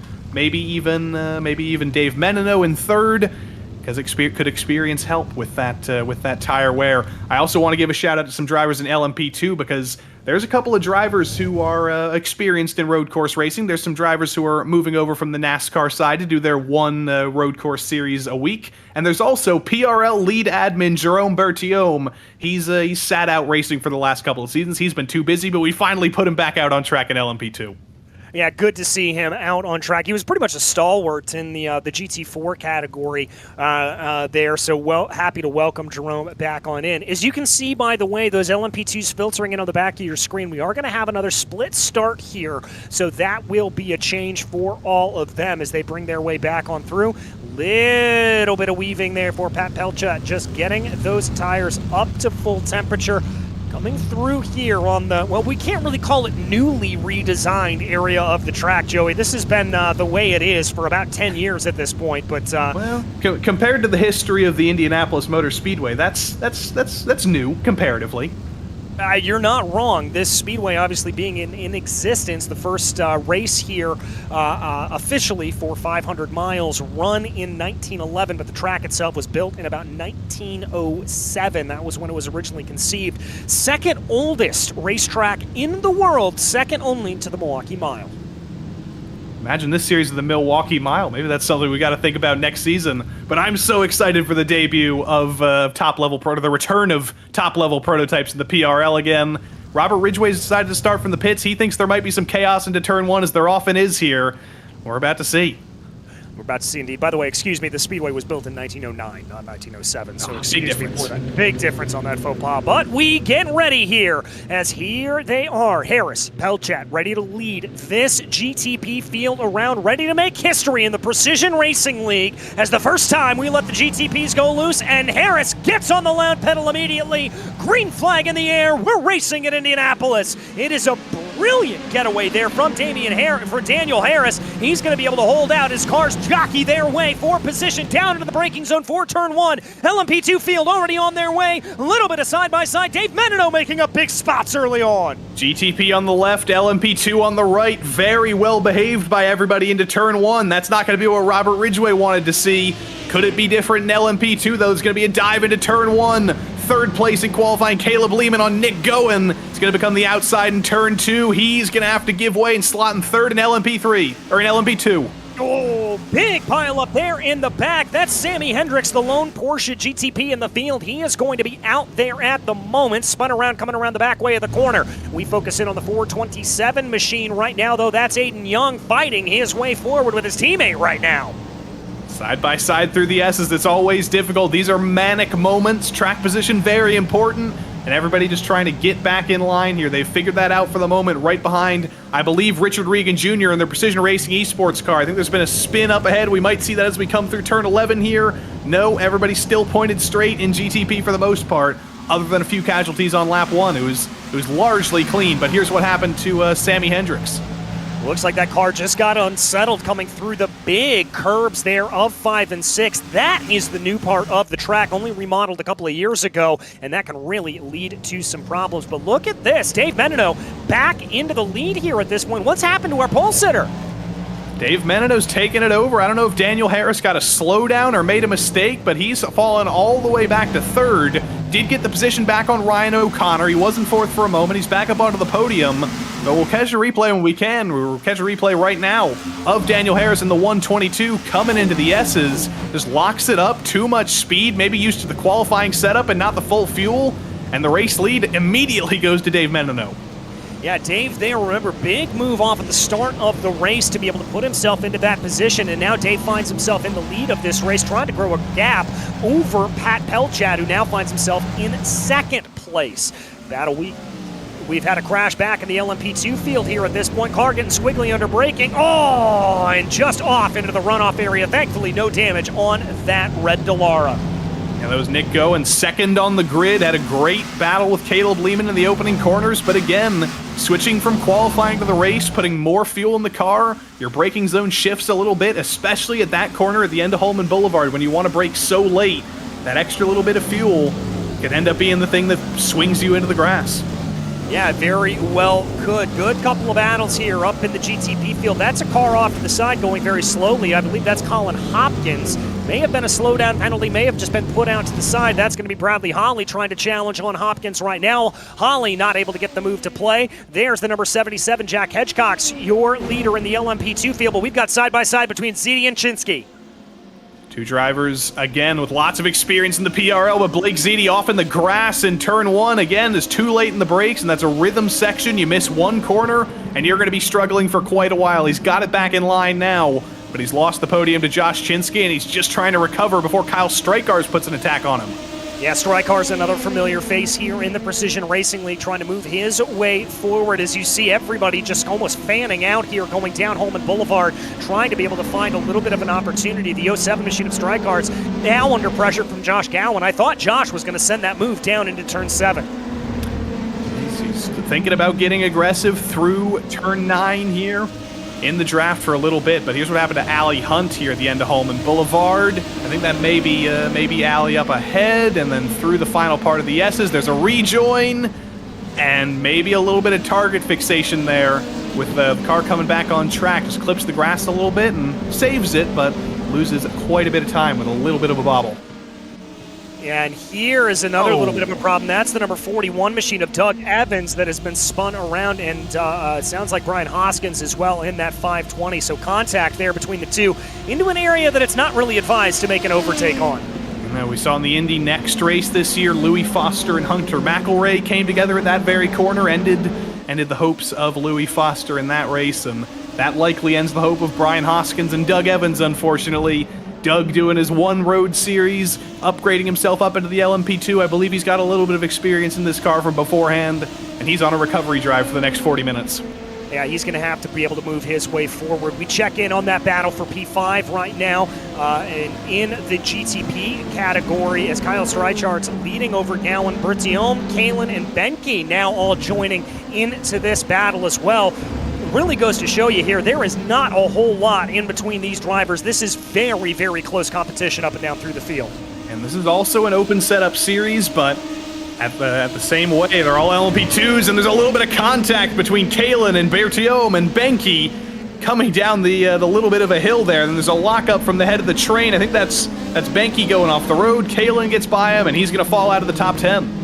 Oh, tough break there, but we've got a little bit of side-by-side here now as they come out of the corner, trying to see if they're able to sort themselves out. Shepard and Benke trying to be able to get anything to play. The number 63 looking at a little bit of move behind. That's Chip Michaels as well on Benke. This has a writing all over it that this could get very, very hairy coming down into turn 1. Looks like that number 63 is going to poke their nose to the inside. No, they're all going to stay in line and be very orderly.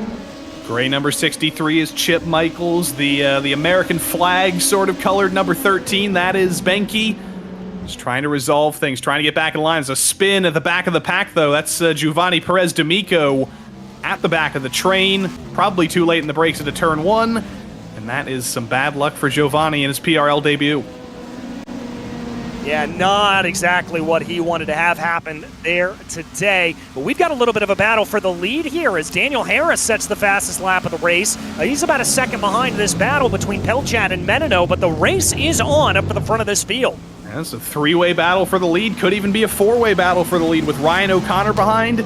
Dare I say a five-way battle for the lead with Mac Miller behind. Not to be confused with the Pittsburgh Rapper. Mac Miller in this race is still alive. That's why he's racing. But Pat Pelchat in the draft here. Is the straight long enough here on Holman Boulevard for him to get full advantage? I don't think it is. Maybe if it was the last lap, he would think about sending a dive. But for now, he's thinking about saving fuel because pit stops will happen in this series. They're required by the laws of fuel. And Pat Pelchat is having a time riding in line right now. He's trying to save a little bit of fuel. Yeah, and this is a good strategy here from Pelchat, just holding back a little bit, not pushing too hard, being able to lift and coast going down into those corners. If he's able to take a little bit off of that gap to Menino, it'll really come to play. The one thing, though, is Menino is known as a very good fuel saver, so is Menino maybe dictating the pace of this field a little bit to his own fuel-saving needs? He might be. At the head of the train, you can definitely save fuel. You can set the pace of the race. But here's a good run by Pelchat into turn 1. We're riding on board. He's going to peek to the inside and send it on Dave Menino. to the inside into turn 1. Menino's going to try and stick it on the outside, but gets forced out. And Daniel Harris is going to try and take second as well, but what a move by Pelshaw. Yeah, that was great stuff there by Pelshaw, and very good heads up from Daniel Harris in that number 122. Saw the opportunity, saw Menino was offline, and absolutely chucked that Cadillac down into the outside and made that move play. But does Menino have a little bit of a response here? He's going to poke his nose out of line coming down Holman Boulevard. Not going to be able to make anything to play, but I don't think Menino took that too lightly. He is ready to fight. It's still a three-way battle. You've still got Daniel Harris, who's going to be aggressive on Pelshaw. If they have a sort of a similar pass together, they have a similar incident with each other, or similar joining together with each other, that could bring Dave Menino right back into this. You can see how close Harris is. He's almost bumper to bumper with Pelshaw through the final sector here. You can think he's probably going to go for a dive into turn 1, and Dave Menino's hoping he does. They remain side by side, and he might be able to slot through. So he's thinking about turn 1 right now. Oh, very much thinking about turn 1 is Daniel Harris, Pelshaw there as he moved down to the inside, as did Daniel Harris, trying to break that draft a little bit, seeing the dragon move. As here comes a move from Harris down to the inside, trying to be able to make that to play here at this point. Going wide, that's a lapped car around. That was Brian Hoskins. Pelshaw holds on to the lead. Harris and Menino still your top 3. Yeah, that's why the gap didn't really come down the straight. Pelshaw had the draft of the LMP2 car for a moment. Harris wasn't really able to do anything until they got by Brian Hoskins, and now things heat up a little bit. Harris in the draft, unabated, no help to Pelshaw. Holman Boulevard a little bit too short, I think, to really think about that move. Daniel Harris in the 122, he's probably going to be thinking about the front straight again to maybe recreate what Pelshaw did to take the lead. He's going to have to hang back for a couple more moments and be patient before he gets the chance to do that, though. Well, and they're not out of the woods here. Doug Evans up ahead of them in the number 41 LMP2. They're going to come up against that car in a matter of moments. He's only about 2 seconds up the road here. So hopefully, all right, this looks like it's going to be a lot better. Evans is going to be able to be passed on the main straightaway, so that's going to be a massive sigh of relief to the likes of Pelshaw, Harris, and Menino. And here comes the run.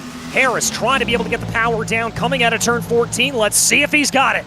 This is bad timing, though. Doug Evans may end up in the clutches of Pelshaw and Harris right as turn 1 comes up, unless he gets out of the way. Let's see what happens. On the brakes into turn 1, nothing doing for Daniel Harris. He's got to slot back in line, and they're going to have to deal with Doug Evans in a very, very difficult part of the track. It's a one-groove first sector through turns 3 and 4. Nothing more Doug can do here. Gets out of the way, but Harris and Pelshaw had to wait quite a bit there and make sure they got through that cleanly.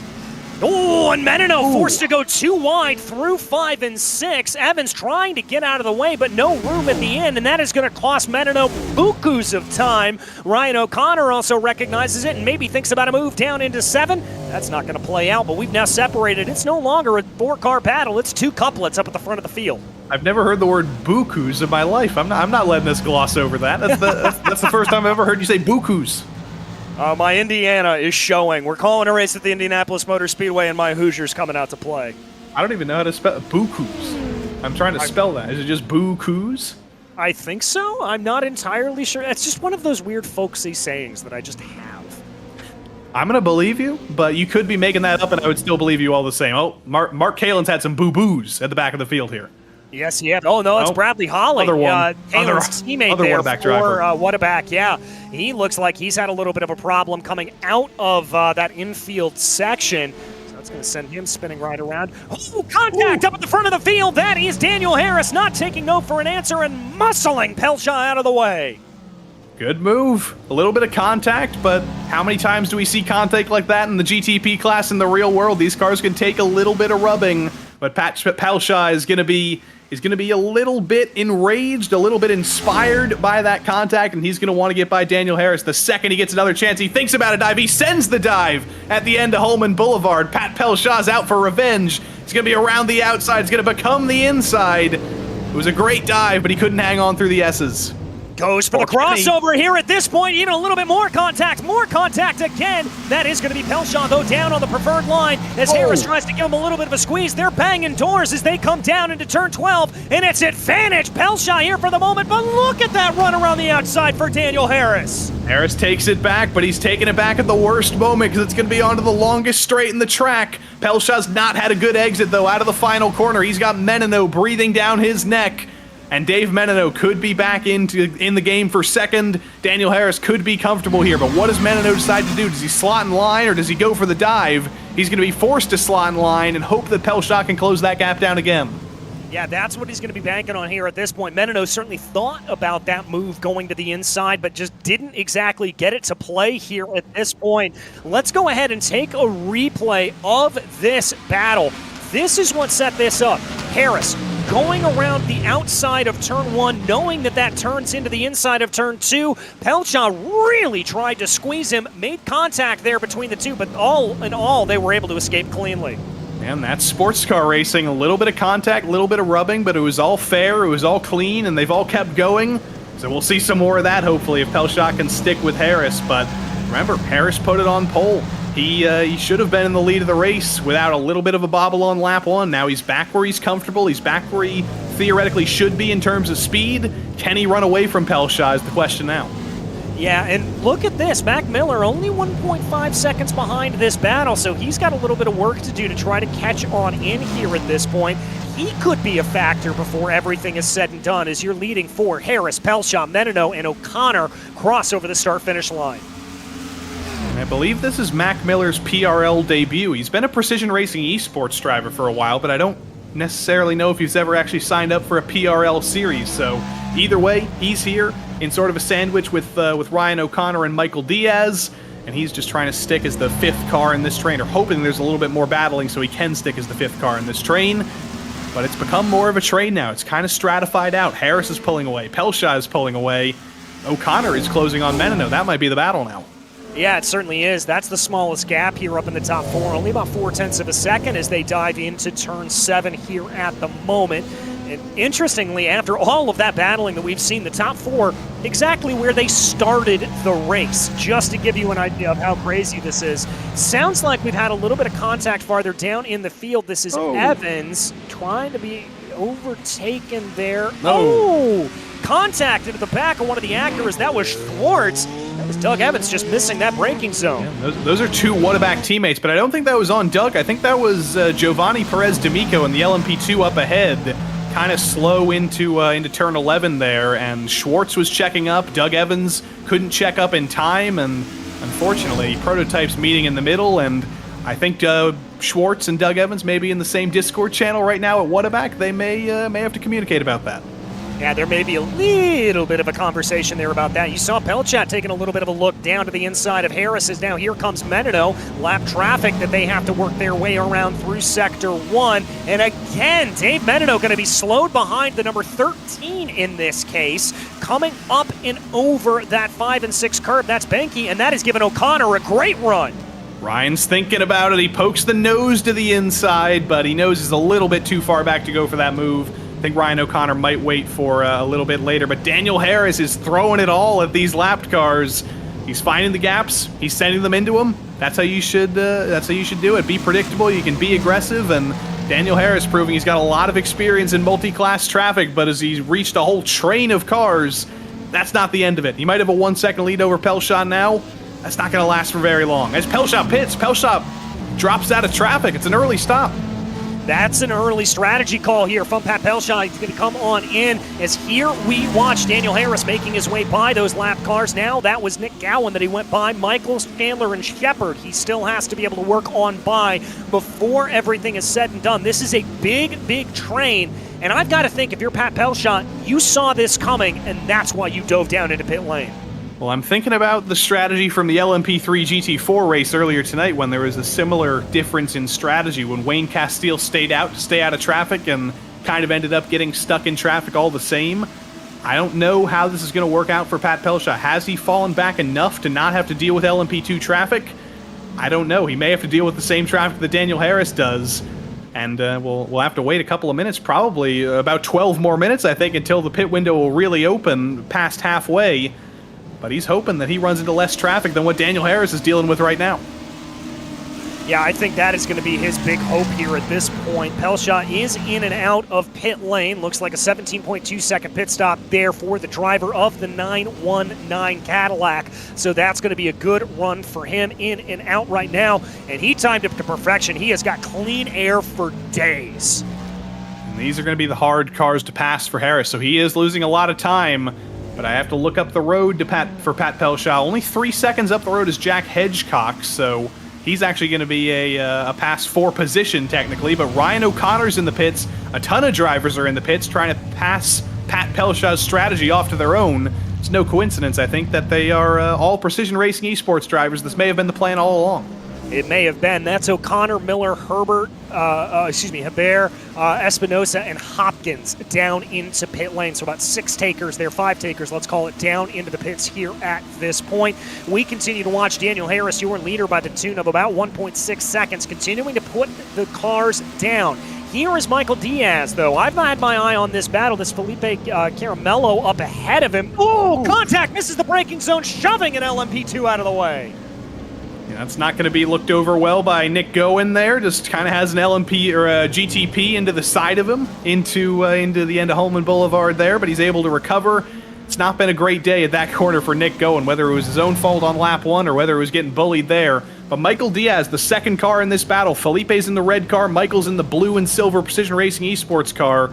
He's going to be one of the favorites for the championship this season. I can guarantee that. So successful on the roadside in the PRL and GT4 and GT3. He's a very fast driver, and he's going to get by Felipe Ciamarello, who is going to come down pit lane. Yeah, Ciamarello comes down into the pits here at this point. That's going to release Diaz. He's still going to have to deal with a little bit of lap traffic, as you can see him doing in front. We ride on board with the fiercely forward yellow driver, Aiden Young, who's currently sat 4th in the GTP category right now, finding himself a little bit held up behind LMP2 traffic at the moment, just trying to work his way on by it. Good news for him. Michael Diaz also looked like he was held up a little bit. I think that was Eric Harmon. And now as they make their way out of the corner, it's going to be a straight fight between Diaz and Young, but the gap's at about 9/10 of a second.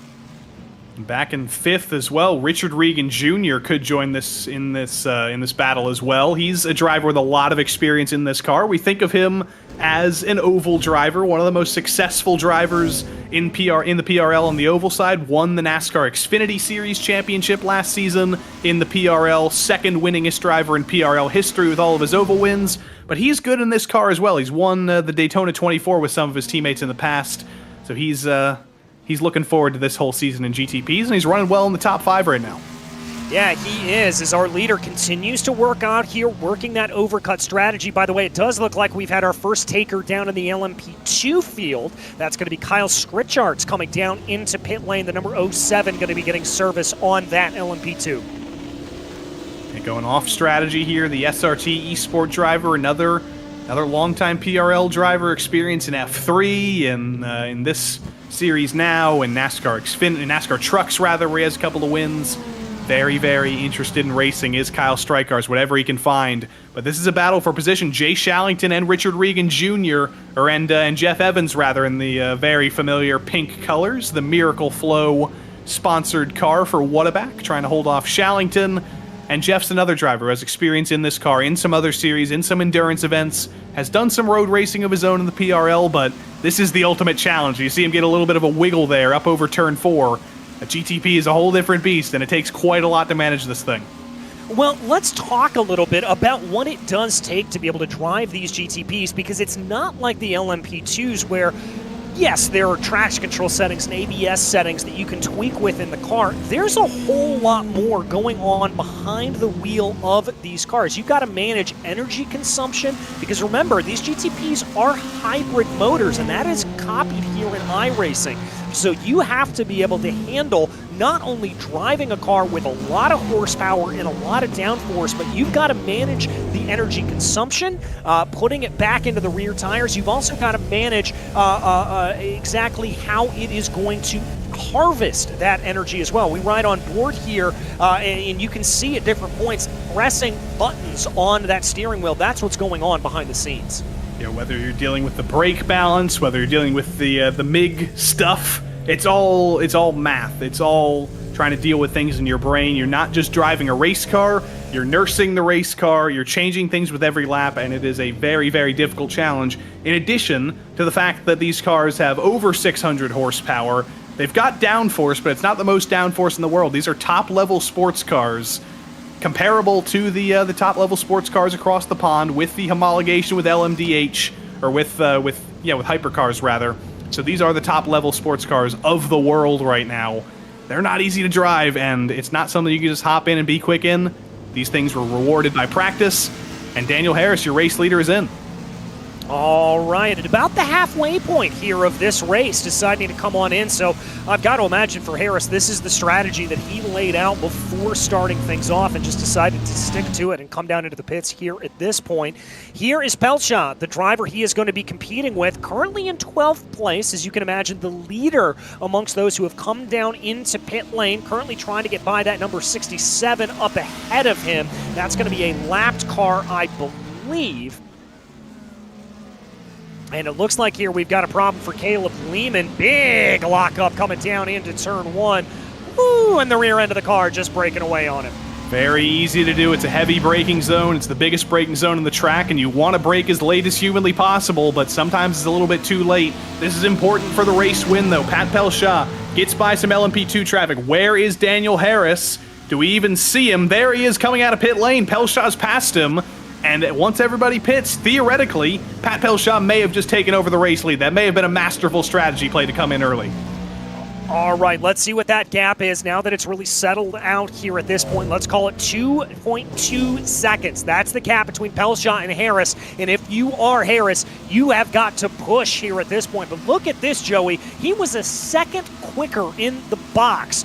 Was Daniel Harris about 0.7 of a second faster, and still Pelcha was able to beat him out by that strategy of when to come into the pits. And look at Ryan O'Connor right behind. He might be a factor for the podium as well, and he's on hot tires compared to Daniel Harris. He's all over the back of him as they're trying to deal with some LMP2 traffic, trying to get through the 07 of Kyle Stray cars. Finally going to get to the inside into turn 11, but Ryan O'Connor is all over the back of Daniel Harris. He has an easier time with stray cars as well as Harris goes wide. O'Connor might have a chance at a move here on who looked like the race leader into turn 1. Yeah, had to take a little bit of a narrower line there going down into turn 13, and that's going to compromise him coming down the main straightaway here at this point, so he's going to have to back things off a little bit and let it all play out. But you are right. It does look like, though, for Daniel Harris that those cold tires are not doing him any favors. He has lost 0.7 of a second on this lap alone to Pat Pelcha. We also can't forget about Dave Menino right now in the race lead. He's been dealing with traffic all the same, and he's dealing with traffic right now, coincidentally, as we look back up to him. But how long can he extend this? Where are things going to blend out with the likes of Pelcha and Harris? You got to do a little bit of math in your head right now, because he currently has a 50-second lead over Pat Pelcha. Pit lane delta is about a minute and 1 second or so, around there. But remember, that's rolling, so that's not necessarily stopped for a minute. We don't really know until Menino comes in, and he's having some trouble with lap traffic all the same. He might want to come in right now. Yeah, he really had to chuck that car down into turn 4 to be able to make that work. By the way, we do have another taker, Michael Diaz, in the number 17 Cadillac, going to come down into pit lane here at this point. There is P2, Aiden Young right now in the number 427, circulating around behind. We've got a nice little battle here starting to shape itself up, though, for LMP2 right now. This is going to be Caleb Limon and Joshua Chinsky, and that is Richard Regan Jr. right up ahead of them. And it looks like that's a lapped car that they're going to have to deal with here. So the battle between these two similar liveried machines of Chinsky and Limon, that's the battle to watch. And the LMP2 battle is interesting, as I don't know why everybody was so slow there. Richard Regan Jr. slow in the, or one of the Precision Racing Esports drivers slow in GTP. One of the LMP2s very slow. That is Giovanni Perez D'Amico, just holding everybody up into turn 10 there, turn 12 there. Not entirely sure what was going on there, but they've resolved it for the moment, and Caleb Lehman, Joshua Chinsky are going to get through, but they're very separated now. Yeah, very separated now here at this point. That's going to break that gap up pretty massively here. I think about 1.5 seconds in between the two. Aiden Young, who was in second place, now down into pit lane. Looks like we've had a problem, though, for Nicholas Shepard here at this point. Let's watch it. This is down into turn 13. Just too much speed, Joey, and the rear end gave out. Easy to do. It's 104 degrees on track today, so we carry a little bit too much speed into these fast corners, and car will be penduluming around like that. He's just another one of the victims. We've seen that so many times today. Aiden Young in the box right now. I think we saw one of the Whataback drivers in there as well. Nicholas Schwartz may have come down as well. things are starting to cycle out. There's only a few more drivers we're waiting for up at the head of the field, and then we will know who's actually in the lead of this race. Yeah, we've just got to wait for that time to sort of go along the board here at this point. Reminder, also, we really haven't seen a whole lot of pit stops out of the LMP2 category that we watch right now. In this battle for P5 with Darian Roy, Mark Kalin, and Blake Ziti is all 4-track position. None of these drivers have come down into pit lane, so this is all to play for.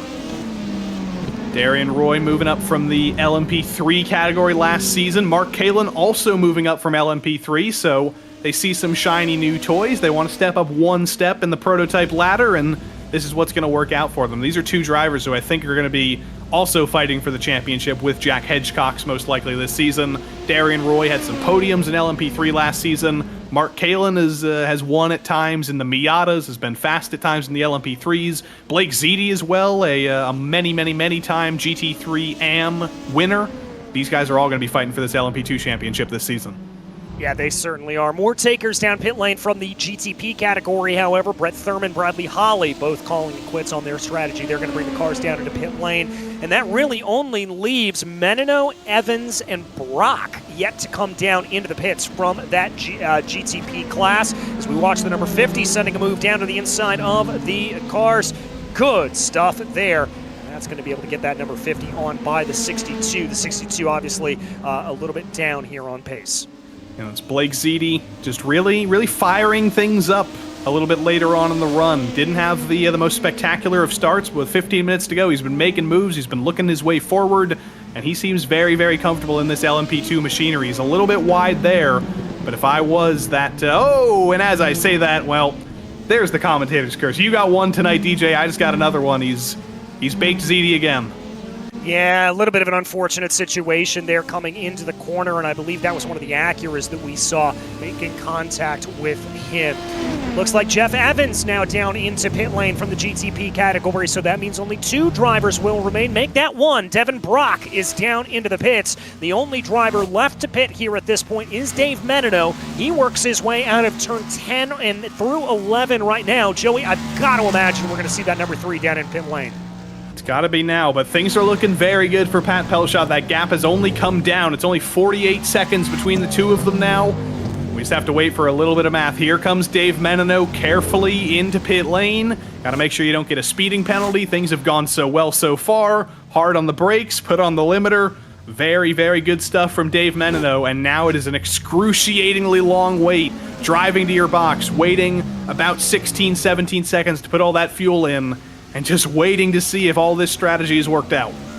And when he came in, he had about a 48-second gap between himself and Pat Pelshot. Pelshot, you see on your screen right there at this point. I've got to think that Pelshot's probably going to be able to make this work, but it could be very close. Jerome Bertillon, by the way, in pit lane right now, as it looks like is Hoskins, Perez D'Amico as well. So plenty coming on in. Ooh, spun driver on the circuit out there at that point. Hopefully that didn't slow down Pelshot too much. Yeah, that was Schwartz over there. He's had a tough time, but Dave Menino sitting in the box right now. You see Pat Pelshot coming out of the final corner. The clock is ticking for Menino, and it's not looking good because Pelshot's coming. Menino out of the box, but Pelshot's going to blow by him into turn 1. The question now is, can Menino even hang on to the podium? Harris gets by him. O'Connor, it's going to be close for 3rd. It's going to be very close between himself and O'Connor for 3rd. He's just barely going to pip himself out. Chase Kaufman, the LMP2 that you see right ahead of him there in the number 73. Menino dives down to the inside of turn 3 and 4, and he's going to be able to hold that at bay for now. O'Connor put off a little bit there, it looked like, in the back. That's not good for him, and he's going to find himself a little bit slow. So now we have the order of the universe back together again. These are all legitimate positions. Everybody in the field, except for the top 3 in LMP2 now, or except for the majority of the field in LMP2 rather, has now made their stop. So Pelshot has a 1.5 second gap he needs to nurse right now over Daniel Harris. Menino has about a 1.5 second gap he needs to nurse over O'Connor. These are the battles to the end of the race, and it's going to come down to who's got the natural speed and who's able to push in traffic. Yeah, who's going to be able to do it? Oh, we've had a spin. That's Blake Ziti who has gone off on the circuit. and that is not good. That's a very perilous area. ZD was involved in a very crazy battle there, it looked like, with Gowan and a few around him as he tried to be able to make up some positions, but that clearly not playing out well, and Blake ZD finds himself rolling on back down through the field. It's a shame for Blake ZD into the final corner. We've seen that multiple times tonight. Hot tires, hot track, too much speed into what is actually one of the fastest corners in the track. It's a little bit deceptively fast, and it's deceptively tight as well. Blake ZD loops it around. Jack Hedgecox almost just does it himself. The race leader in the 77 right there through the final corner. All sorts of oversteer. Does a good job of saving it, but even the dominant race leader's struggling with this tonight. Yeah, not looking the best there at this point as he tries to be able to hold on as much as possible. It is tricky all the way around. Now, Jack Hedgecox here that we watch in that lead for the LMP2 category. Remember, Hedgecox has not come down into pit lane here at this point, but neither have Lamont or Chinsky. So we anticipate this 13-14 second gap probably maintaining as they go in. Oh, we've had a big problem in front of Pat Pelshaw. My goodness gracious, that was Ridgway that got caught up in it. Pelshaw had to slam on the brakes not to be involved. The traffic taketh, the traffic giveth, and unfortunately for that time, it's taken a little bit away from Pat Pelshaw. Harris is in pit lane, and Harris, is that an incident point penalty, or he's lost his nose? You can see in the background he took a huge hit in that impact.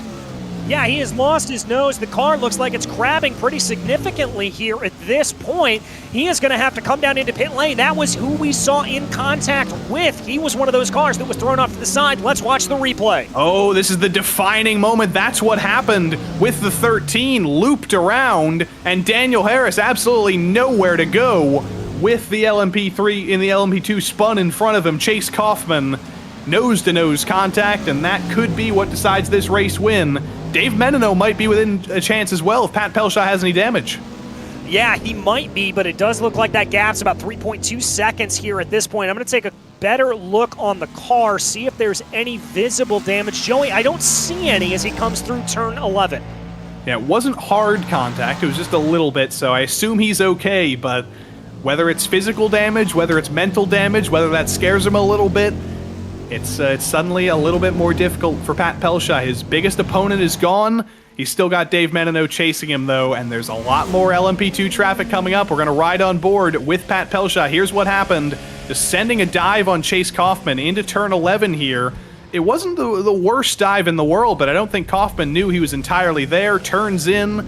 It's turned around right in front of Daniel Harris. A little bit of a racing incident, and terrible luck for Daniel Harris. The pole sitter looked so strong, had a chance to win the race, and his first race in the PRL is going to end on pit lane. Yeah, and I think there, when we talk about that for Harris, as we watch the replay here, he is really the hapless passenger there. Absolutely nowhere to go for Harris, and there you can see just how cockeyed that steering wheel is. We'll let race stewards decide what happened there with Pelshaw. As you said, maybe a little bit of a racing incident. Maybe they're going to throw the book one way or the other. We'll have to see. In the meanwhile, Mac Miller finding himself under massive pressure here from Felipe in the number 85. This is a close battle for P4. Yeah, Mac Miller going to be feeling the spins right now with Felipe Chiramello. I'm going to have to figure out how to pronounce that name over the course of the season. Battling for P4. It's not for the podium, but it could very well be with Ryan O'Connor only a few tenths up the road. Felipe always, it's always difficult to see a red car in your mirror. They're always menacing, they're always very bright, and you always know that you've got somebody breathing down your neck, and he's very close out of the final corner. Only 3 tenths behind Miller. That's going to be right in draft range, and he's coming. Yeah, he certainly is here at this point. By the way, the leader in the LMP2 category has, I believe, yes, he has come down into pit lane. That was very close. Very, very close between the nose of Felipe and the back of Mac, but well-crafted, smart driving, and very, very calculated for Felipe to just show his nose as much as possible, brake as late as possible, and look for him here onto Holman Boulevard. With the new update to the track, you can run all the way to the outside of the concrete there and not get a slowdown penalty, and Felipe is going to try and outbrake Mac around the outside. He's not going to be able to do it. He's going to switch it back. This is Felipe throwing everything at the table, and it's everything and more as he still can't get by Mac Miller. good, respectful distance there, though, through 8 and 9 from Mac Miller. They're still going to be side-by-side on the exit of turn 10. Now going through turn 11, does Felipe try to cut this back down, or is he going to keep holding this around the outside? Ooh. Around the outside, later on the binders, coming down into turn 12. Contact there between Miller and Felipe as they still duke it out, and Caramello finally gets the position after 5 corners. He gets by him, but how long is it going to last? Mac Miller has been very, very fast in a straight line. That Cadillac, it's the same Cadillac as Felipe, but 2 different setups, and Mac maybe a little bit stronger in a straight line. Not really able to close it that much. Into turn 1, though. He's going to try and be later on the brakes, and it's going to be enough because Caramello spins it around. Miller spins it around as well. It's synchronized spinning from both of the drivers, and Michael Diaz says, thank you very much. I was about to bring him up, that he was starting to look like he could threaten, but Diaz in the 17 gains 2 positions in 1 corner through no work of his own. That's free real estate. You got to take him when you can get him, and that may have just been a little bit of target fixation, I think, from Mac Miller. He saw Felipe braking very, very late, and when you see a driver in front of you braking late, you want to brake even later. When the driver in front of you is already braking too late, it just gets even worse.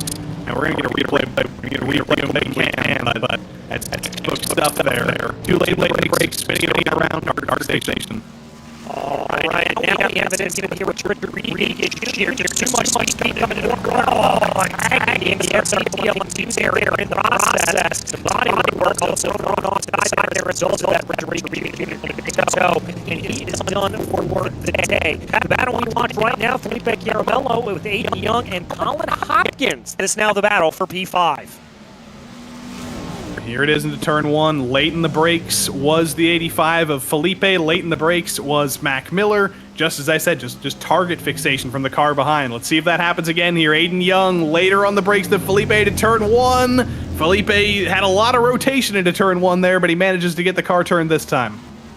Manages to get the car turned this time, and he's going to be able to keep on keeping on here at this point. But I wonder how much Felipe may be rattled here for a moment.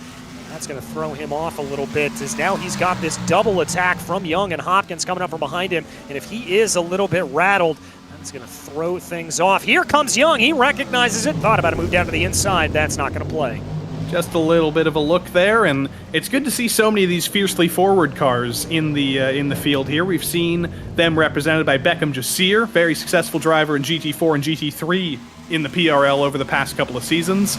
It's good to see quite a few of them. We saw Daniel Harris competing for them. We see Aiden Young, Colin Hopkins, and many, many other drivers in the field representing fiercely forward. It's great to see them fully committed to the PRL, and Aiden Young's been fully committed all lap long, and you can only imagine he's going to send another dive into turn 1 here. It's a great exit out of the final corner. It's within 3/10 of Felipe Caramello, and he's going to, I think, send another dive into turn 1 if he can get the chance.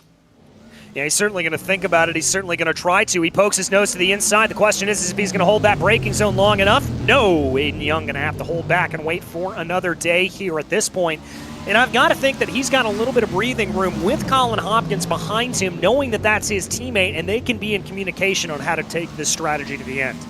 I imagine they are talking to each other. They're probably both saying, ugh, Felipe is really slow in front of us. We want to get by him, but this might be the chance here. There's an LMP2 right in front. That's Blake Ziti. Is Aiden Young going to have to thread the needle here? He is 3 wide, and it's too late in the brakes for Felipe. It's too late in the brakes for Aiden, and Colin Hopkins says, thank you very much. I'll take that through.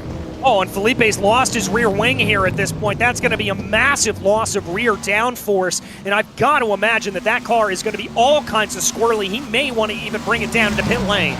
Well, that was really light contact, so I'm almost wondering, has he actually lost his rear wing, or is that a little bit of a simulation glitch? Because he's looking okay right now. He's not looking especially bobbly. He's not looking oversteery.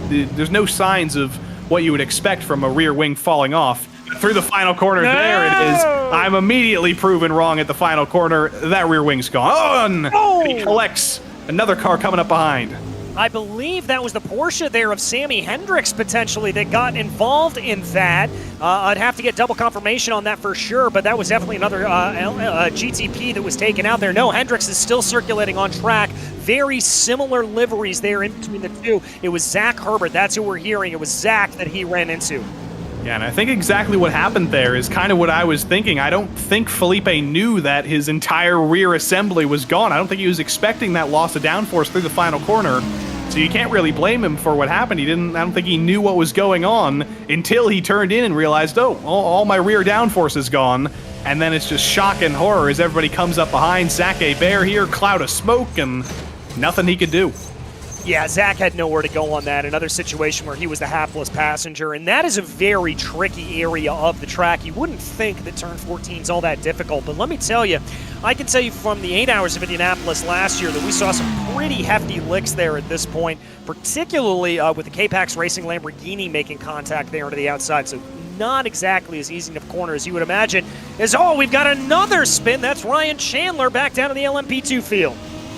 Poor old Ryan Chandler, not with his brother Reagan Chandler in this series. They kind of split things up this season. Reagan's racing in the NASCAR Cup Series on Sundays, Ryan racing in this series on Mondays. I hope we see them both back tomorrow on Tuesdays together, but they're splitting up a little bit. They're doing some separate things. They're getting their own experiences in, and obviously rooting for each other. But side by side here through the first sector, Aiden Young gets through there.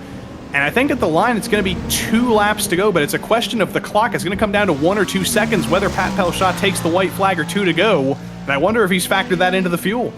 Well, I just brought Pat over onto view on my screen for that exact reason. He's got about 15 seconds, I think, to make up if he wants to get the white flag on this lap. Looks like here at this point, we are going to get the 2 to go mark. Yes, we are. No indication from Barnett the Flagman. 2 to go from Indianapolis. All right, so that's going to be either a good thing or a bad thing for the whole field. If there are some drivers who had a little bit shorter of a stop, like Dave Menino, like Michael Diaz, did they factor in that we were going to have this extra lap at the end of the race? I think Pat Pelshaw is going to be safe. He was in the box for about 2 seconds longer than basically anybody he's fighting with in the top 4. But will Menino and Diaz be safe? Is it going to be another fuel question like the previous race?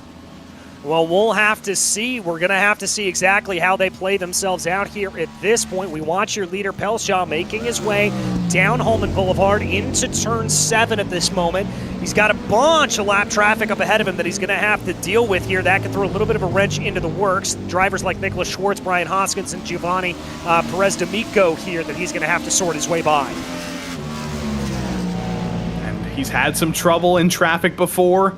All of his competitors have had trouble in traffic before, and now it's kind of the final boss for Pat Pelshaw. He's got to take the white flag, but he's got to deal with all of these cars up ahead first. He's got a huge buffer back to Menino. He can afford to back off, but he can't afford to get into an incident. No, he certainly can't. And the one thing I think he's really going to have to watch out for here is Nicholas Schwartz, who's in another GTP. But as he crosses over the start-finish line, white flag in the air, 1 lap to go from Indy. And take that consideration that I was worried about there off the books as Nicholas Schwartz does the gentlemanly thing and gets out of the way, lets the leader on through. A couple more drivers to deal with. Blake Ziti coming up ahead. He's going to be fairly easy to pass, I think. He's a respectful driver. He knows that the race leader's coming through, and Pat Pelshaw is going to reach him at the most convenient place humanly possible here onto Holman Boulevard. There goes Pat Pelshaw through, and that's going to be safe to home. Yeah, it looks like we've got a battle here for P8. This is what happened. Big wiggle of the car there as they come down into the corner. This is Brett Thurman and Andreas Espinosa trying to be able to duke things out right now. It looks like for the moment, Thurman's going to have the advantage, but only 0.7 of a second separating the two. They're going to resolve that in the final couple corners, but Pat Pelshaw, what a race it's been for him. Was very fast in LMP3 last season. He only did 3 out of the 10 races, was on the podium for 2 of them. And it shouldn't really be a surprise that the number 919 driver is taking it to victory lane here. Shouldn't be too much of a surprise as well as Pat Pelshaw comes out of the final corner, weaving down the yard of bricks, crossing over and taking victory from Indianapolis. Dave Menino is welcome back into the series. It's going to be 1 short of what he thought he could do here today, but we keep an eye on this battle. Thurman now under big attack here from Espinosa as he dives a little bit too deep into the corner. Espinosa tries to set him up, looks for a little bit of a crossover here at this point through turn 13. I don't think that's going to play itself out, and they're probably going to stay in single file to the line. Yeah, not going to happen. I think Espinosa was hoping for maybe a little bit of a run to the line, but got a little bit of oversteer, a little bit of understeer through the final corner in the dirty air, and it's going to be those 2 drivers together. But Jack Hedgecock's totally dominant. We haven't said his name more than once or twice tonight because he's just been in the distance in the LMP2 class. He hasn't been touched. He really and truly hasn't here at this point. Just absolutely dominant. Joshua Chinsky coming across to cross over the line here in P2 in that LMP2 category. So a great run there for Chinsky as well, setting himself up. And Caleb Lamont doing a great job for SRT Esports there to come across P3. It's going to be the story of the season, I think. There's going to be some difficult guys to beat. Pat Pelshaw gets the win on the board, but he knows he's got Daniel Harris to fight with all season. He knows he's got Dave Menino to fight with all season. Jack Hedgecox, though, an LMP2 rather, he's really put himself on a pedestal here that everybody else in this class is going to have to chase for the rest of the season. An 11-point gap in race 1, even with all this chaos. You're going to have to hope you can get some more LMP2 practice in, because it's going to be tough to beat him.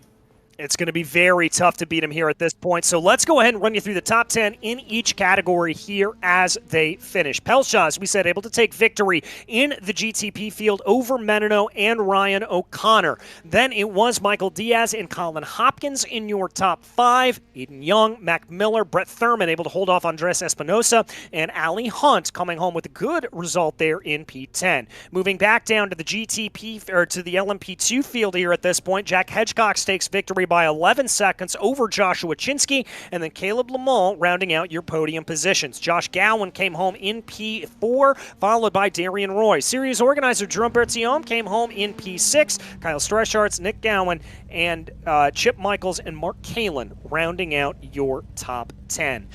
Well, that's going to lead us on into interview territory, and let's start things off with P3 in the GTP field. That is Ryan O'Connor. Ryan, a pretty eventful race for you out there today. It seems like you were kind of all over, involved in quite a few battles.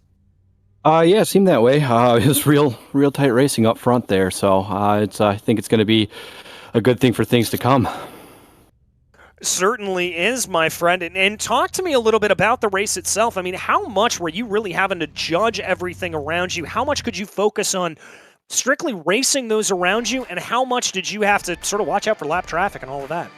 The lap traffic wasn't terrible. All week with the GT3s and the LMP2s, that kind of, in practice, that definitely threw everything through a loop. But, the big thing was just tire management and keeping the car on track and not feeling like it was on skates. Well, you certainly made it work like that here today. Do you think that's a result of the high temperatures, or when we head to Fuji, or is that going to change things up? I don't know. The track felt a little grainy. I even said in the practice session it felt like somebody dumped sand all over the track. The temps seemed pretty decent. Last night our practice session was 42°C. I think we were at 38 tonight. I don't think it was the track temps. I just felt like there's something going on. Like I said, it just felt grainy. Well, hopefully that graininess heads away when we head to Fuji. But as for today, Ryan, great way to start off the season. Congratulations on the podium. Thanks a lot, guys. All right, that was Ryan O'Connor there, your third place in the GTP category. And it looks like here at this point, Joey, we've got your winner from the GTP class, Pat Pelshaw. Indeed, I do, Pat. First thing I've got to ask you about, there was a little bit of an incident with the LMP2 traffic. Talk us through one of the defining moments of the race there in turn 11. Well, I was a bit optimistic. It was a late move.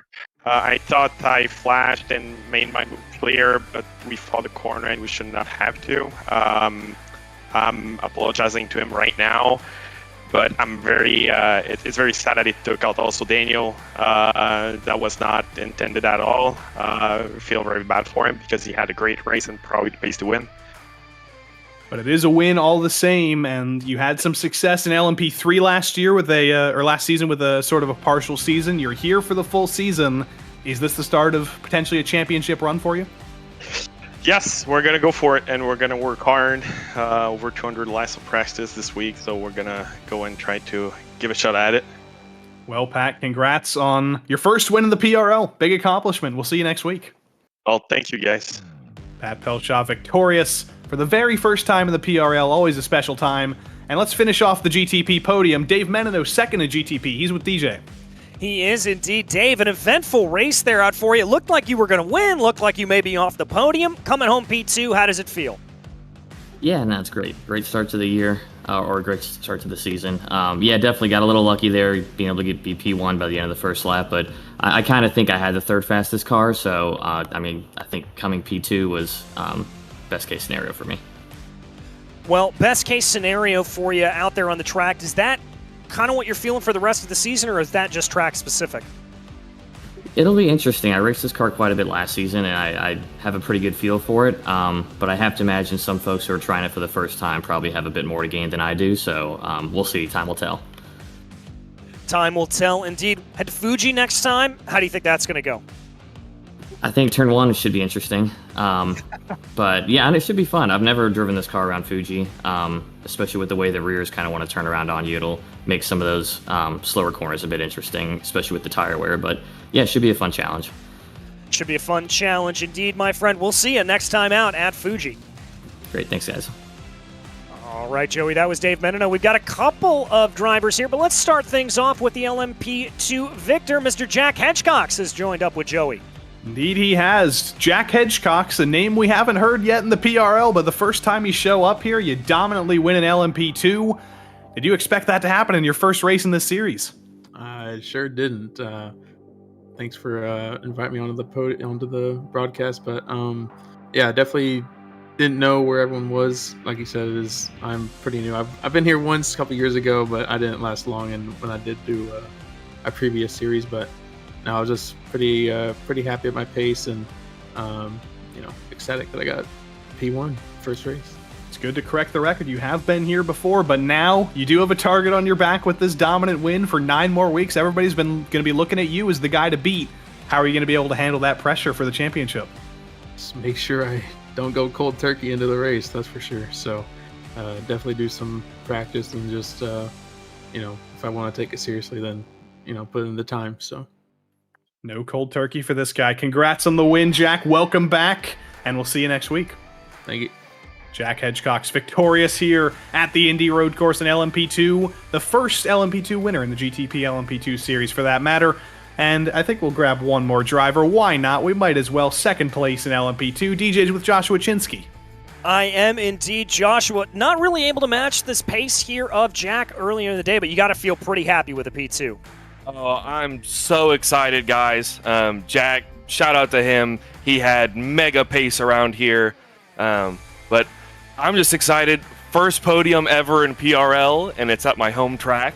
So I couldn't have asked for a whole lot more.